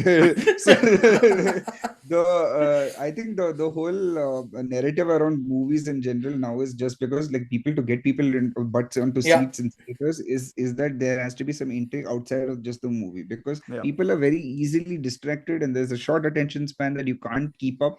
with just having them be in a vibe of a movie. Like a Werner Herzog movie right now, like Vampyre would not work now because no No, it one's going to won't. sit Yeah, yeah. through. Yeah, because no Apparently, one's going to sit through a ship slowly, Lowly just entering a nicely. port or Camera whatever. is Yeah, also revolving and then around, hitting a tree because revolving. they're like, oh, the ship is too expensive. We can't really earn it that much. I don't know who said this, but apparently when somebody got a mandate from Netflix recently, we need a show that is perfect for background watching. While people are on their phones, they need to be able to put this show on and watch it. Yeah. How is watching a show? So Yeah. the reason is that over here the filmmaking is, you can call it rough and ready. I find that it is very clearly planned. No, it's The- planned, but it's The like uneasiness of it is, it's a bit of filmmaking psychology also, right? That I want to convey to you, not just convey to you certain ideas through a movement of camera, through just think- figure it out, like You know how as you would I- have in the 70s. how I was saying how the first Nosferatu, of course, because we mentioned ki you couldn't move the camera in any case Yeah. that much, and the narrative itself has an objective bent to it. Yeah. This is the Is closest Harker's of story. all where it goes to a subjective thing, and I think it is Yeah. committed to capturing. It's one of those things where it's like if someone is unsure, of course, an actor can convey that unsurety through their face. Yeah. Sometimes the score and the way the camera is moving also does, right? So that's Yeah. the whole thing. When Bruno Gantz's character, Jonathan Harker, who I think is by far and away the best Jonathan Harker out of every. Is the most realized of the Jonathan Harker I think so. Yeah, characterizations. I think a lot of the story is him. Yeah. So it's Yeah. to me. There's this scene which again I've just watched it yesterday, and I actually once Yeah. I finished it, I rewatched the first act after that again, just because I was so chanted by it. There's this scene where he's traversing into the castle, and there's this almost a shot which recalls Agiri, the Wrath of God, the Werner Herzog film, where Yeah. he's Yeah, going yeah. through this almost tunnel-like thing where and the camera is just like barely able to, Yeah. keep up with him. Like it's like Yeah. it's like the camera is discovering with him, and it's Yeah. making us discover that world with him. As opposed to, I think, because I will contrast this later on with Eggers' filmmaking, which I think discovers stuff before we do. Like, it's like a Yeah. predetermined, it's like Yeah. the camera shows you stuff more and then it sort of reverts back, which I think, again, to me, that approach, it's again, maybe that approach So works better. okay, so this is the thing with a lot of horror movies where you either know that the person is gonna die or isn't. It's gonna be The in bomb trouble, under the or- table sort of suspense thing also, right? Yes, but this is like a red herring. Is that like Sure. you might think that guy's in danger, or he might, because you think that guy's gonna go into the house. Of course, he's gonna die. Yeah. But he doesn't, and he's left alive so that he can be sucked out of, and Yeah. that's Yeah. the idea of him lingering with him long enough, same way that the Nosferatu is doing with him. That's why I Yeah. don't like this. I like the wide shot use that Werner Herzog does, and the lack thereof also, because he doesn't use establishing shots. I love that, Yeah. and it doesn't. Yeah. He doesn't. A great. linger on He it. doesn't also establish a sequence. The ship just yes. pulls into Wismar. Yeah. The inspectors board it. They check the duty log. They find the captain or the man at the helm. Yeah. They say there's rats under the in From the the earth ship. that's coming Yeah. Yeah. from the coffin. Yeah. That's it. There's none of the on-ship drama, because that whole idea of he's also then using your knowledge of literature against you in a way. That this is how Dracula comes to England. Oh, or he whatever. barely, I think one of the things I want to mention is we barely see him kill anyone. Yeah. Yeah. He's just the a other serial thing. biter. That is the whole. I put up the story on Instagram saying that this is essentially he's a version of death who is a person as opposed to a personification in many ways. Like it's that whole Yeah. thing where Yeah. He doesn't is- he gets just the title, none of the powers as such. Like Yeah. He's very also very weird interestingly guy. cast. he lifts his own coffin. in both Coffin. movies. Oh, Like, yeah. He has lifts no- him around and stuff. Yeah. we were talking about the travel sequences, and I was Yeah. raving about Tash Rheingold, the Wagner piece, and how actually Werner Herzog uses it twice very smartly. I Right. think the whole thing, I think, is a mirroring of those two characters. Like to me, it's one character, I think, like the Bruno Ganz character who wants Yeah. immortality in some ways. Like he wants his own solitude for me. Like, you know, it's this Yeah. whole thing. In the beginning, he says that I want to move away from these canals where I like keep on circling back to. I want my own space. I want my solitude, sort of like Yeah. that. It's like that's his wish. And then you've got the Klaus The Kinski Olaf. character who's like, Yeah. death is not the worst thing. You know, Yeah. immortality, the Yeah. weight or the weariness of immortality is for him at least. And so- that's like everything he says. And he alludes to that's love. He alludes to love that way. Yeah. That interestingly ties into something I am watching, in which we, among the QID community, which is like 6 people at this point, have been talking about, which is Black Warrant, right? Like the Vikram Aditya Motwani show. yeah. Whether I read an article today in one of the papers, is life imprisonment a worse option than the death penalty? Death penalty, yeah. Right? So the idea of immortality without, he lives a secluded life, and like you said, right? Yeah. There's no function there's no living as such. There's mere existence. Yeah, he's And how watching is he- everything die essentially. Yeah. And he's there. Like he's just there. And I think what I was saying was when he enters Wismar, you Yeah. hear Das Rheingold again. And I think it's such a Right. great touch to have both of those things happen. And there's this wonderful moment where he's finding a place for his coffin. He places the coffin and he sees like this ray of light, and he just like slightly just moves away from it. I'm like, Yeah. it's always a bit comical, and I think there are touches in his performance which are comical, especially like when he meets Renfield and he's like just doesn't care what the fuck Yeah. he wants. Yeah, he's Move like, oh away, my God, like, I I don't don't want you as a care. Do follower. whatever you Stop want. liking me. So you know, it's Why are you such a fan? just It's go like there. if Dhruv became popular tomorrow, Dhruv would be Klaus Kinski's Nosferatu. I told you I relate to that version of Count Olaf just because there's a weariness to him. Like there's just like you know you are. It's like तंग आ गया हूँ जिंदगी से. तंग आ गया हूँ. नहीं, Seen it's the too much. opposite here. Yeah. तंग आ गया हूँ नहीं. Like he wants to die actually. Yeah. तो it's one of जिंदगी those से things. तंग आ गए हो ना, जिंदा रहने से तंग आ गए हो. Fair. I fair. mean, honestly, it's a happy story, and also it's an origin story where not a he happy actually gets story. what he wants. Well, he gets what he wants. Yeah, but He it's a kind of very gets like perverted way of getting what you want. No, because I think Yeah, there's a point in Herzog then showing how he dies. It's pathetic. Yeah. It's not Yeah. like some victorious. It's just some you know, old doctor driving Yeah. a stake into you, like. No, but they don't show that. But the other thing is They just don't show like that. that And crippling that- thing where he just like falls down into the corner. It's not like he burns Yeah. or like He's got this whole. Sympathetic death, yeah. yeah. Like it's like a heart attack almost he gets at that point. Yeah. and Yeah. just cripples down to his death. Yeah. But also that whole sequence in the end where the old guy is Just, like, just "Dude, what do I do? mocks, Why am I doing this?" like the This most is amount how of I act when mocking of people Van assign Helsing I've ever issues to me seen. in my job. Most Yeah. like the Van Helsing is mocked so much Yeah. by Oh, Herzog yeah, here. oh, yeah. Just in the way like he gets fucking taken by the police for doing one. Not even the police, by an old town Oh yeah, I love clerk. that scene where he's like, "We Yeah. don't have the police. The police has Yeah, died." there is no You police arrest him, involved. you're I a guess town employee. he just says, Yeah. I guess I'm taking him to the prison. There's no one to Yeah. guard him. Yeah, I think What the did we do? question then becomes the Isabella Gianni character, like because she basically at the end of the day has a very futile role by the end. Yeah. You know, it's because I think the ending then circles back to the fact that, and I've Dracula lives on.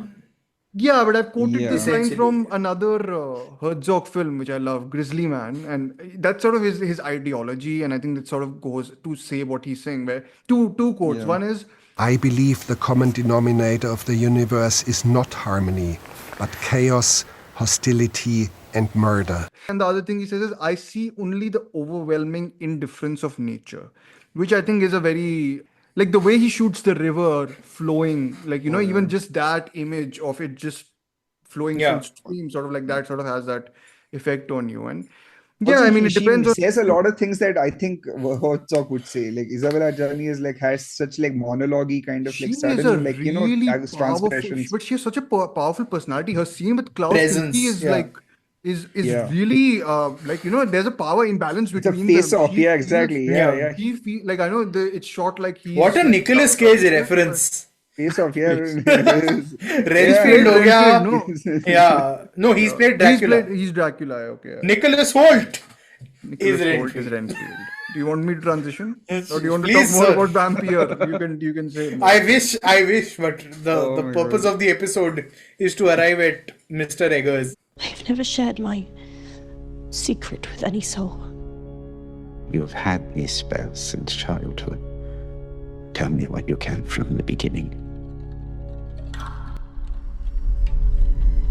It is like a dream.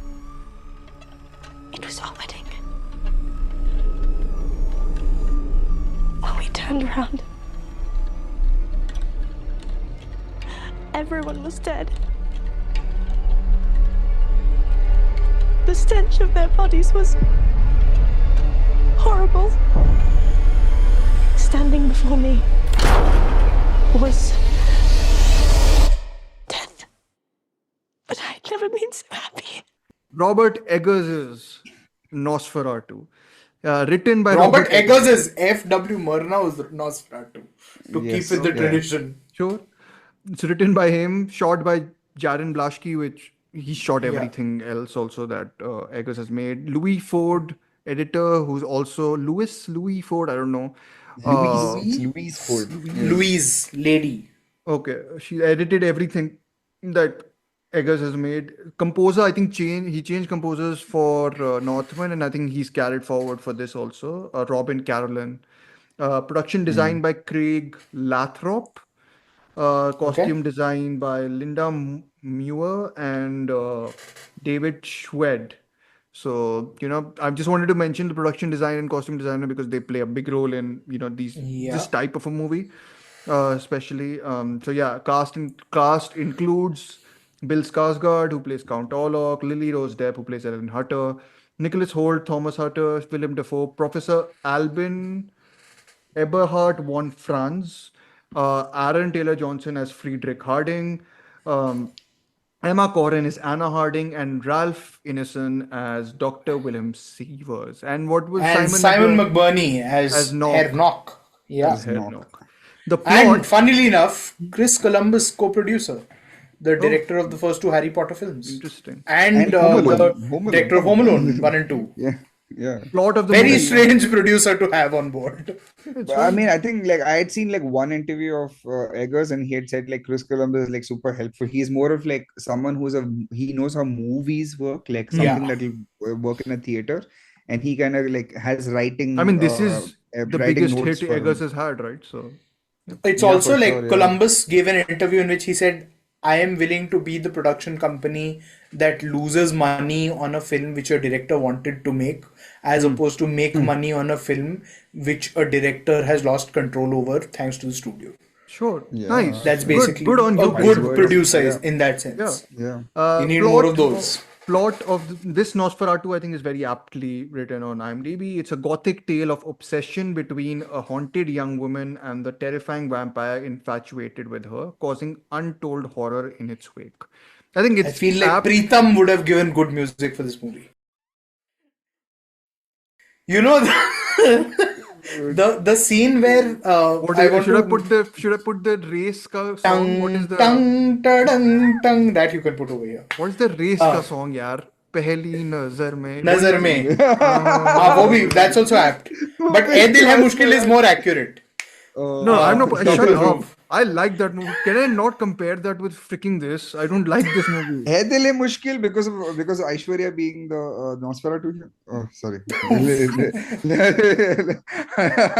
don't know. Anyways, Fawad Khan would be an easy Nosferatu casting actually, if you think about it. Yeah. It'd be a good He would just be like, villain hai picture mein, villain, and they're like, haan, done. No, MNS would be dude, like, okay, I works thought for us. Fawad Khan is more of the nice guy. He's always the nice guy. He can play So, he can play He that was the role. asshole in "Ae Dil Hai Mushkil." I don't know which movie you watched. He is Oh, barely right, in the right. movie. Yeah, he's not That's there. after He's the just- cutting was done. Anyway, I know. so Anyways, yeah. I wanted to talk about this one point that came to me when I was watching the movie, because in the castle especially is where the We are film gets talking really all slow. spoilers, by the way. I mean, Yeah. as Yeah, if we yeah. haven't already Yeah. spoiled the other two. But Yeah, Nosferatu's already spoiled if you're so far in. yeah. He signs Dracula or Orlok, whatever you want to call him. I thought of him more as a warlock, really. Warlocks are supposed to be ancient, ugly creatures, and I was like, apt. but this guy is like, here is something for you to initial, and that's supposed to be the contract in which he signs over his wife, which instantly Also, as- reminded me of this Anil Kapoor movie called Judaai. Oh my in which god! Sridevi sells Anil Kapoor off. And I was like, is this that? Are you allowed to do this? Yes, in 1838. Yes. Definitely. Yes. But yeah, I mean, do yeah, you wanted want to positives aside provide from the context, comparisons with. Varun. I don't know. Yeah, so Yeah. So Hutter the doesn't way- know that he signed his wife over to Warlock. Yeah, in this Nosferatu, in the regular Nosferatu, the only thing that he has to do is sign over in an estate He that North has essentially all already of set up. yeah. Yeah. Right next to his place, and Yeah, the essentially idea it's was like to- real estate is like vampirism. And then Dracula violates that sacred covenant from the Bible when he covets his neighbor's wife. Yes, yeah, and Fantastic. that's the Biblical idea. references. See, But- Dhruv, we are not all Judaai and Dil Hai Mushkil. We are going to the Come on, Bible as well. We are tasteful men. Huh? We Holy maybe- Bible. This episode maybe was mention Preetham- destined to be a Preetham, disaster, wasn't it? Sorry. So like I think the major differences are in this. Yeah, I think Nosferatu let's was begin with the original. major Yeah. differences and additions, and Yeah. if those work or don't work. Yeah, I think that's the The major difference is that the film is about Ellen as opposed to being about The Lily either Rose Nosferatu death or character, or Thomas Hutter. yeah. Yeah. And Um, basically the connection between them is more that it's her loneliness and her depression, which has been alluded to in the first movie, where she's Yeah. shown as someone who's dark and he's only talking about depressing things. Really. I think all these Uh, iterations, especially the Terence Yeah. Fisher one, has like a very Yeah. like almost on the edge of sort of getting to the sexual transgression. Sort of that's Erotic. the whole theme of those films. Ye kya baja, sir? This is where the first movie ended. Now we go to additional minutes of adding to the original. No, this is story. like that clock in the Moments tower. from F.W. Murnau's Nosferatu that you have never seen before.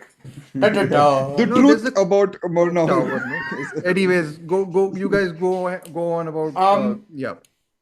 This I think the major thing is, of course, Ellen is the it protagonist. begins here. with her. It begins with her. It is about her. It plants this idea of her and Orlok having a past of some kind, or a Can, or a I backstory. of some genuinely kind. thought that he's just a metaphor for her sexual repression. Like that was what struck me for the longest Yes. time. Yeah, I mean, they say But that that's he's very someone who- troubling when you see the end of the film. Then, because I'll get to that. Because then, if Yeah. he is a metaphor for that, then I mean, the whole point was that at least what the point that they are trying to make, or which is I know that it comes across as somewhat regressive, is that you're taking the agency, you're giving agency back to the person who's being predated Yeah. by taking advantage of the predator. It's kind of like a Blink Twice with Zoe Kravitz. I've not seen it, but I've heard. I know what type of movie it is by the trailer I saw. So Yeah, yes, so, yeah. well, I can spoil that movie for anyone's where Yeah, I mean, you she can tell channels it's about sex predator and pests. then- So yeah, and she basically goes back to he mind controls or gives amnesia drugs to people for sexual predating, and she basically uses back at you, and then gets her power back is the narrative. But that seems regressive is because the fact that she has to sacrifice herself. There is something that's taken. That is the weird thing about so.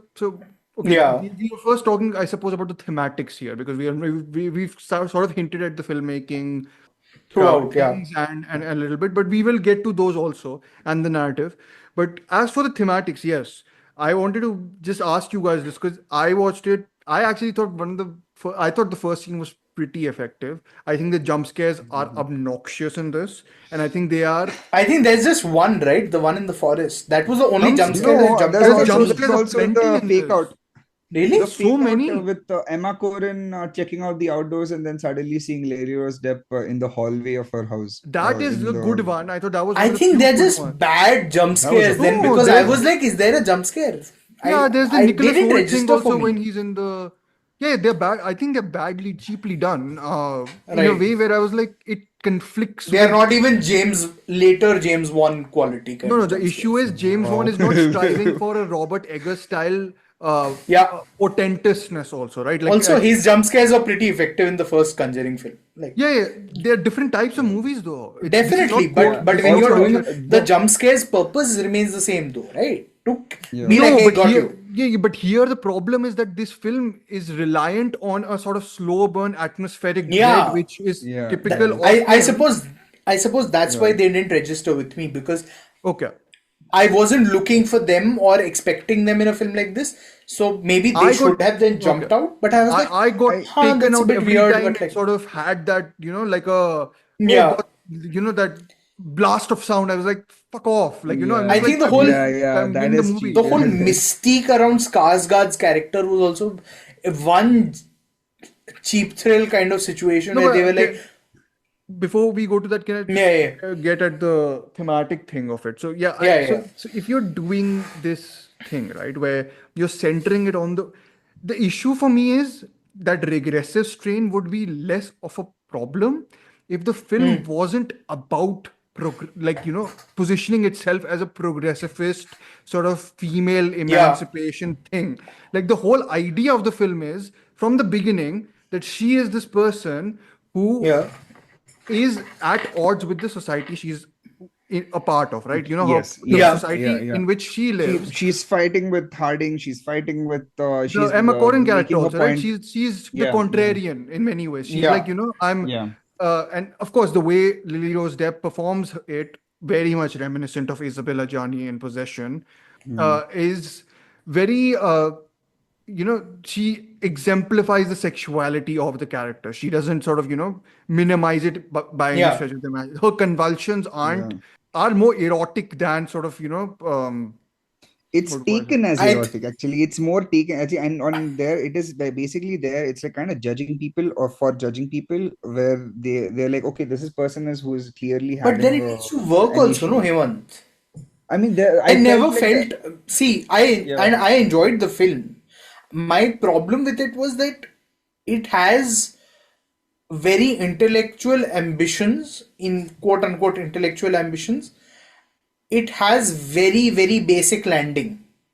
Like there's so many parts of it where you're like, yeah, but this is not working. Like the whole idea of Emma Corrin's character getting the kind of after death treatment that she does, like necrophilia is alluded to, because Yeah. it's they almost don't show like it. some Is it? form Because of. I was wondering if I that think portion is cut in There's the just a edition I frame saw. No, it's There- it's just alluded to. Alluded to. Okay. Yeah. So And I don't think there's any cut in the version I saw also. So yeah.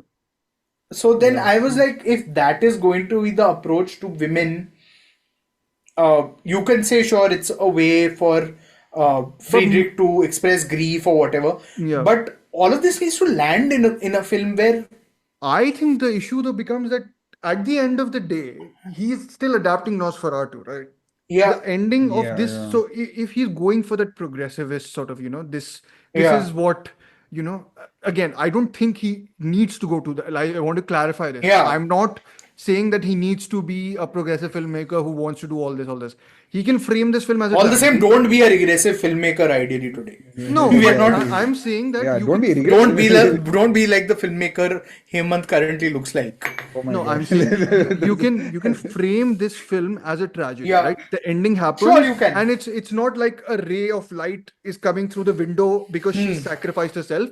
It's actually this realization, as it is actually in the Isabella Gianni character with in Vampyre, where it's like, Yeah. I sacrificed you because I was idiotic that I didn't believe your desire, like whatever. Like my point is Yeah. like, it's not framed as that though. It's framed as this sacrificial thing, and I'm like, isn't that very fundamentally? This is basically that she had to sacrifice her and her sexuality essentially to save the men around. I'm like, isn't this a But bit? it wasn't. It was Counter- The wasn't social- really the main social- really, I think it was more of like. I mean, I think a very To save the evocative world. shot. Yeah, to save the world. A very evocative why? shot. I think was. I thought the whole film if was you about look at personal how desire. No, okay. So I think there was a story that actually there is a through line that was created for at least her character, where she in the beginning is first told to like shut down her sexuality, and then over that the doctor tells her to like put on the corset, Corset, which will yeah. definitely kill her. And I think the most powerful shot, if he wanted to be that progressivist, where he wanted to have a transition between someone who's regressed and repressed and transitioning to a heroine, which like the priestess of what is that, ISIS, that he calls her. To make that transition, For a second, I was like, what the fuck is Hemant talking about? ISIS? No, the Egyptian goddess. I know you're talking about it. Look at the ripping first, of the corset, really. Yeah. Look at the first frame of I know Varun's not seen it. Look at the first frame of The Witch and look at the last frame of The Witch. That is to me the sort of complicated feminism that he's doing there. Like it's sort of intersect, like that has a real pull for me. Like it's like that is like someone pushed at the edge of society who has to then succumb to the dark powers or dark arts almost to gain liberation. I'm like, that is like, to me, that's the complicated feminism of that film.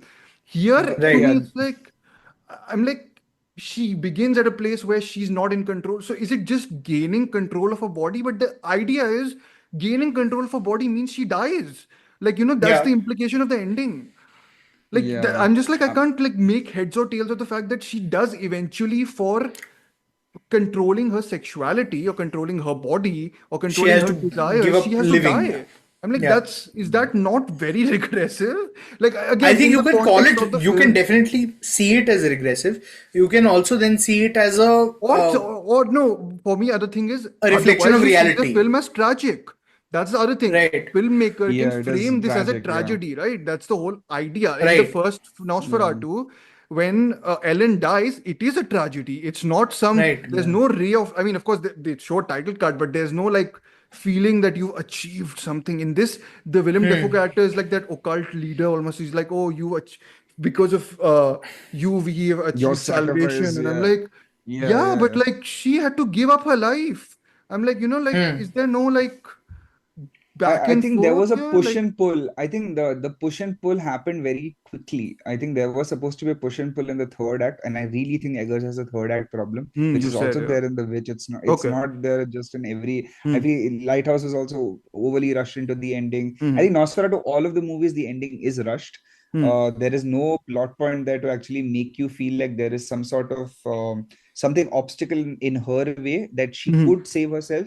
It becomes like the countdown narrative at one point, no? It's like the 3 days, I will give you 3 days. Yeah, dude, that whole shot of him like telling her, this is the first day. Yeah, I'm like, what is this? Like, is this some like action? Like, it's become like again, like Stree, like it becomes like this schlock. I'm like, he did remind me of Sarkata a fair bit.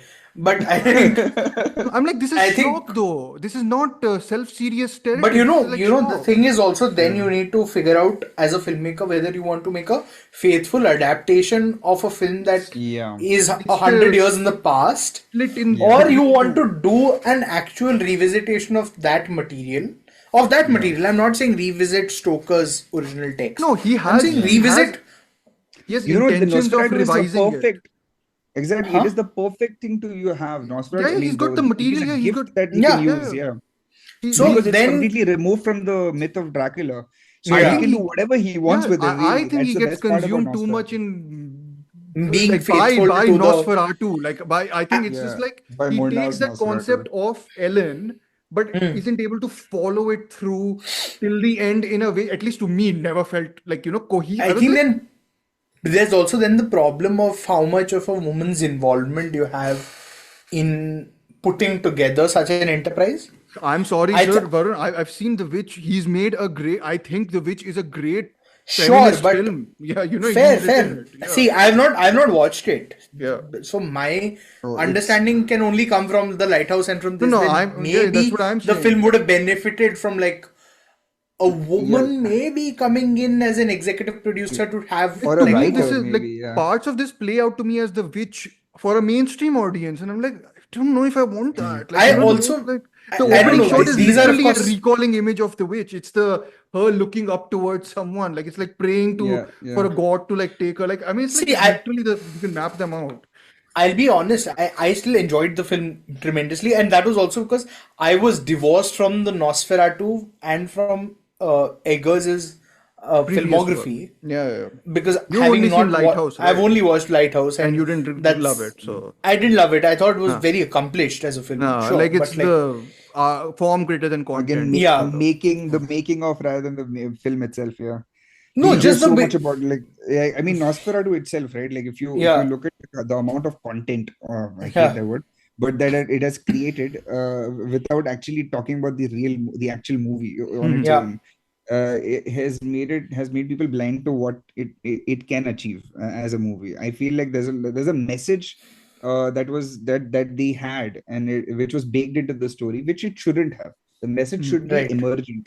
It should be Yeah, yeah. like temperature and molecules. Like you don't Hmm. have molecules don't have temperature. Room has temperature because of the molecules, and that's why. So I Yeah. think just to sort of slightly dovetail, and I'll go. You guys can counter me here because I know I'm yeah, probably because I liked it the least out of. I saw yeah, it today, and I after 1 hour I was just like, yeah, no problem. Hemant is saying he has to go in 10 minutes, which is a good timer for us. yeah, But yeah, no. So I was just saying it. I liked it the least out of you of yeah. us three, and yeah, I checked out after about an hour of As you watching said, it. once your coffee ran out. Once my coffee ran out, I was just like, I just can't with this, this thing which I don't know, Blastian, because I love The Witch. I have issues with the Lighthouse narratively, but I love the way it's shot. I Yeah, love the way it looks. And I think some of the filmmaking is actually very accomplished in even communicating emotion with the yeah, Northmen and with this. I don't know what transformation has happened, what they've discussed, or what style they've created, which they really like, and supposedly people also really like. But I just can't respond to every shot looking like this. And I've noted this down because someone else mentioned it on Letterboxd. I'll link their account if you want. And it kind of accurately is representative of Eggers' style in both these films. It's like, why is the camera so afraid of cutting that it needs to swivel around every room? And this swiveling seldom ever reveals anything new. Eggers and Blaschke favor a slow rotation from a frontal central framed close up to a wide shot of a character or characters. Sometimes the very same actor from the close up in profile or vice versa. They repeat this move over and over and over again in the film. Everything is that. right. Yeah. But so while you're talking about movement of Yeah. camera, I mean, to it's a me, very planned yeah, movement. yeah. It doesn't feel like it's chaos, like, it has that What volatility. what sort of pissed me off was the lighting and the color.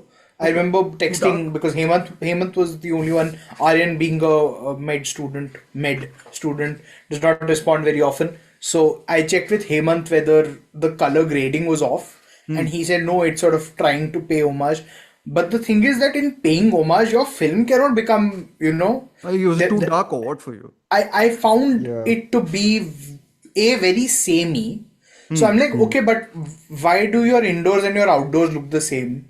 Why can only Friedrich and his But wife it's afford all candles in the house? consumed by the darkness, I suppose. Sure, but that's a thematic point, Dhruv. Like at some point, the film needs The to only times play I out. really like the stuff is also with when he went all Barry Lyndon with it, with natural, like The the candles and stuff, candles and all yeah. that. Like I Candles, like yeah. that, I think but even like the castle bits were fairly annoying to me because I castle was bits, like, I thought, yeah, I I didn't thought love it them. was annoying in the sense that you're talking about a very visibly antagonistic relationship over here between Orlok and Hutter that is antagonistic from the get-go. Yeah. Like Bill Skarsgård's Orlok is so much more dialed up in his temperament as opposed to Yeah, He's yeah, Kinski's yeah. and Shrek's. approaching comic terror, like Yeah, approaching that almost. camp, Right. approaching camp. Yeah, He's one step away from that kind of yeah, register. yeah. So you want to see that interaction play out in trying to preserve the mystery of, first of all, we are in the theater. We are sitting there. What mystery are you trying to preserve by keeping Skarsgård hidden? I mean, that technique can be very effective. I just don't think It can, is but here. here it's I not actually didn't eerie, buy it's it. not scary. I thought it was like a American person Keep doing like it an away. like he's not American, he's Norwegian, but like Yeah. Swedish. Sorry, not Norwegian. Fuck. But Here is where Dhruv cares about accuracy. I did correct myself. No, but he's doing what, a Romanian accent? Yeah, a Transylvanian accent more like. Yeah, and I was like, this is clearly someone doing an accent. Like in my head, I was like, this is not like. Yeah, the whole rehearsal bit, and then you go on press tours and you make a whole shebang about, oh, this is so evil. I'm like, don't do all this, dude. You're This all I probably don't doing see. your own So I'm movie. only coming I through think whatever that's all. Yeah, I think that's all just marketing. I think It is, mostly, but then when you're trying to communicate a certain kind of film to viewers, your marketing is also promise of some kind. If you say to me, look, you're going to get like an evil character, fucking make him evil. Yeah. He is is just evil. simpering. He's not. He's not if you're saying scary. if He's not. I mean, He's Because evil they in keep intent. they talk about his intent and what he is rather than actually showing. what does he showing- say? He's like he's her appetite. The other. Yeah, he's an alarm affliction. clock. He's a fucking cuckoo clock. हर 3 दिन में बजता है वो at one point. Yeah. Yeah. You I know, mean, yeah. There needs I to. think- I think the acting is fine. I have a problem with Skarsgård. I don't think Holt could have done better. The part is just There's very not badly much. written. There's not much. I thought, as usual, Aaron Taylor Johnson playing asshole is on key. Dude, he was okay. I didn't just like wanted to him. give my closing comments. I really on, liked on, him on as an asshole. Nosferatu before I left. Yeah. There was my major problem was really Aaron Taylor Johnson. He was Ooh, again, he was okay. really out of place in terms of the entire cast. Everyone was working on the level which he was not. There was a He was whole more writing campy. problem with he was too one note. Even There was Willem only one Dafoe thing is that he had to sometimes do. campy in this. So, but whatever. Yeah. Well, he had, but That's the- Willem He's Dafoe. Dafoe. He has Riz. He has Riz. That's Yeah, as yeah. the kids say. Like Don't say it too the other guy- often. Hey man, that divorce you were talking about. Oh my God, no! I don't want that to be real. There's one. I mean, there's a vibe that this film had from the beginning that seemed like a promise, which was not paid off in the end, and that was my Sure. only like qualm with it. I actually didn't have a problem at all with the castle sequence. I didn't Sure. have a problem with even the swiveling of the camera. As such. Yeah. I even didn't have a problem with the way they messed with time with you don't know how much time passed in the castle, and I like Yeah. that a lot. And It is disorienting. It's good because you're in Hatter's headspace. Because the most strongest part about the entire Nosferatu first one was the connection that she and where that Ellen and Nosferatu have, like as she wakes up and it cuts to him finding her. It's like very weird connection. You know how Last Jedi, they are in two different places. Yes. They are having He's not. as if Varun's they are saying having yes.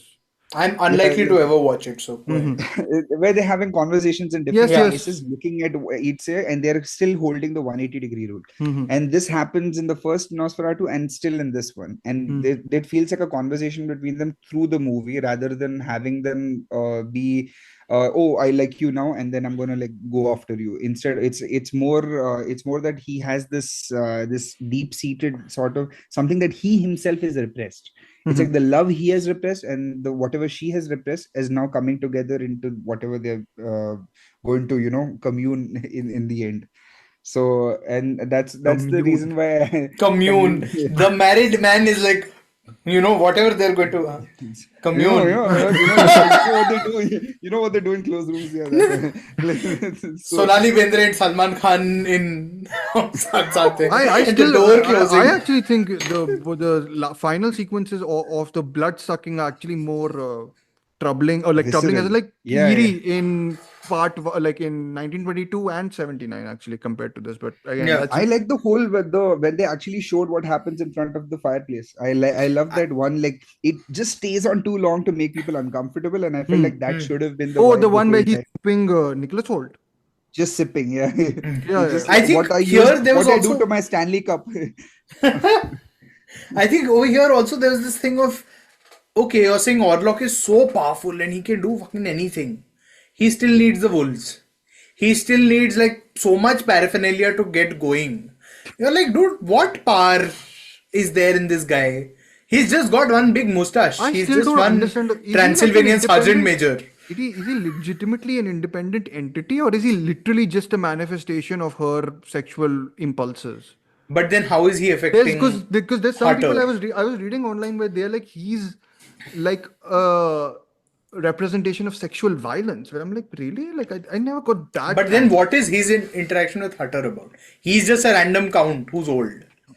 I just don't know. I thought the most obvious thing because of the opening was the fact that she was connected to him because he emancipated her in a way where like the society around her didn't. You know, like it's the whole thing where with him, she feels But isn't she a child in that sequence? no, she's played by it's the same person, no? The first, by the water body.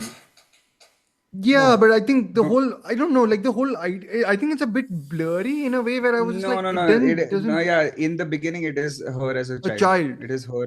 So the emancipation cannot happen. No, but from her Yeah. perspective, later on, Yeah. like that's her Yeah. thought, right? Maybe, yeah. Maybe she is sort of mentally disturbed by that incident or whatever. I don't know. Also, No, this was I okay. I So told the you first the part plays out. relationship I I mean, the didn't buy first. of like Holt and her also So as this pure thing, which sort of is supposed to counteract, you know, their The intensity of, yeah. I'm like yeah, whatever. the first. I mean, I felt like the first. I mean, each dream sequence got progressively her closer and closer to communicating with him directly, and that Yeah, was yeah. the idea. Was they are disconnected in the beginning. She's having a good. memory Lily, of I it. didn't know who Lily Rose Depp Yeah, is before acting that, was but she's amazing. very Yeah. good. Yeah. Even though I do think like, you know, very much takes from Isabella Gianni in Possession. Like you can see the Yes. Yeah. inspiration. Yeah. Simon Like, McBurney was as annoying to me in this movie as Gillian Anderson was in The Pale Blue Eye, I've not seen that movie. I've not seen which that. That's the he was in as well. That's the Scott Cooper movie, no? Yeah, that's the Scott Cooper, Christian Dreary Bale Scott movie. Cooper movie, which he makes every year. Chutia movie it is. Oh, okay. So you were about to say Scott Cooper is a chutia, but never mind. No, I've not met him. Okay. I'll We tell don't know you any later. of these people personally. We only can Yeah, talk yeah, about yeah. the movies. Only the movie. I mean, yeah. at this point, Amartya probably knows like 5-6 personally, and that's how he abuses them. No. We are not talking about that's okay. You Start have to another cut can of this. worms. Anyways, any more thoughts on positive thoughts on Robert On Eggers' Nasiruddin Faratu. Yes. Nasiruddin Faratu, Yeah, and then we will close our Catches on. discussion. I mean, watch it. It's by no means an unwatchable film. Yeah. It's an Definitely. enjoyable film for me at least. It's I like artistically watching it. interesting in some sense. Yeah. But there's something to take away from it. It's good acting on almost a uniform level. Can I do my thing where Please, sir. Okay, go if on. you want to see a In five- troubling film about depraved sexuality, see Nymphomaniac. If you want to see a film about a group of people repress/suppress a woman's desire, see The Witch. If you want to see a possession movie, see The Exorcist. If you want to see an even more fucked up possession movie, see Possession. If you want to see a Nosferatu movie, see Murnau's Nosferatu. If you want to see a different Nosferatu movie, see Herzog's Nosferatu. If you want to see a gothic love story, see Guillermo del Toro's Crimson Peak. If you want to see a Hammer horror movie, see Terence Fisher's Dracula. Fantastic, sir. There's nothing more to say after this. Yeah. Except the usual. Khatam.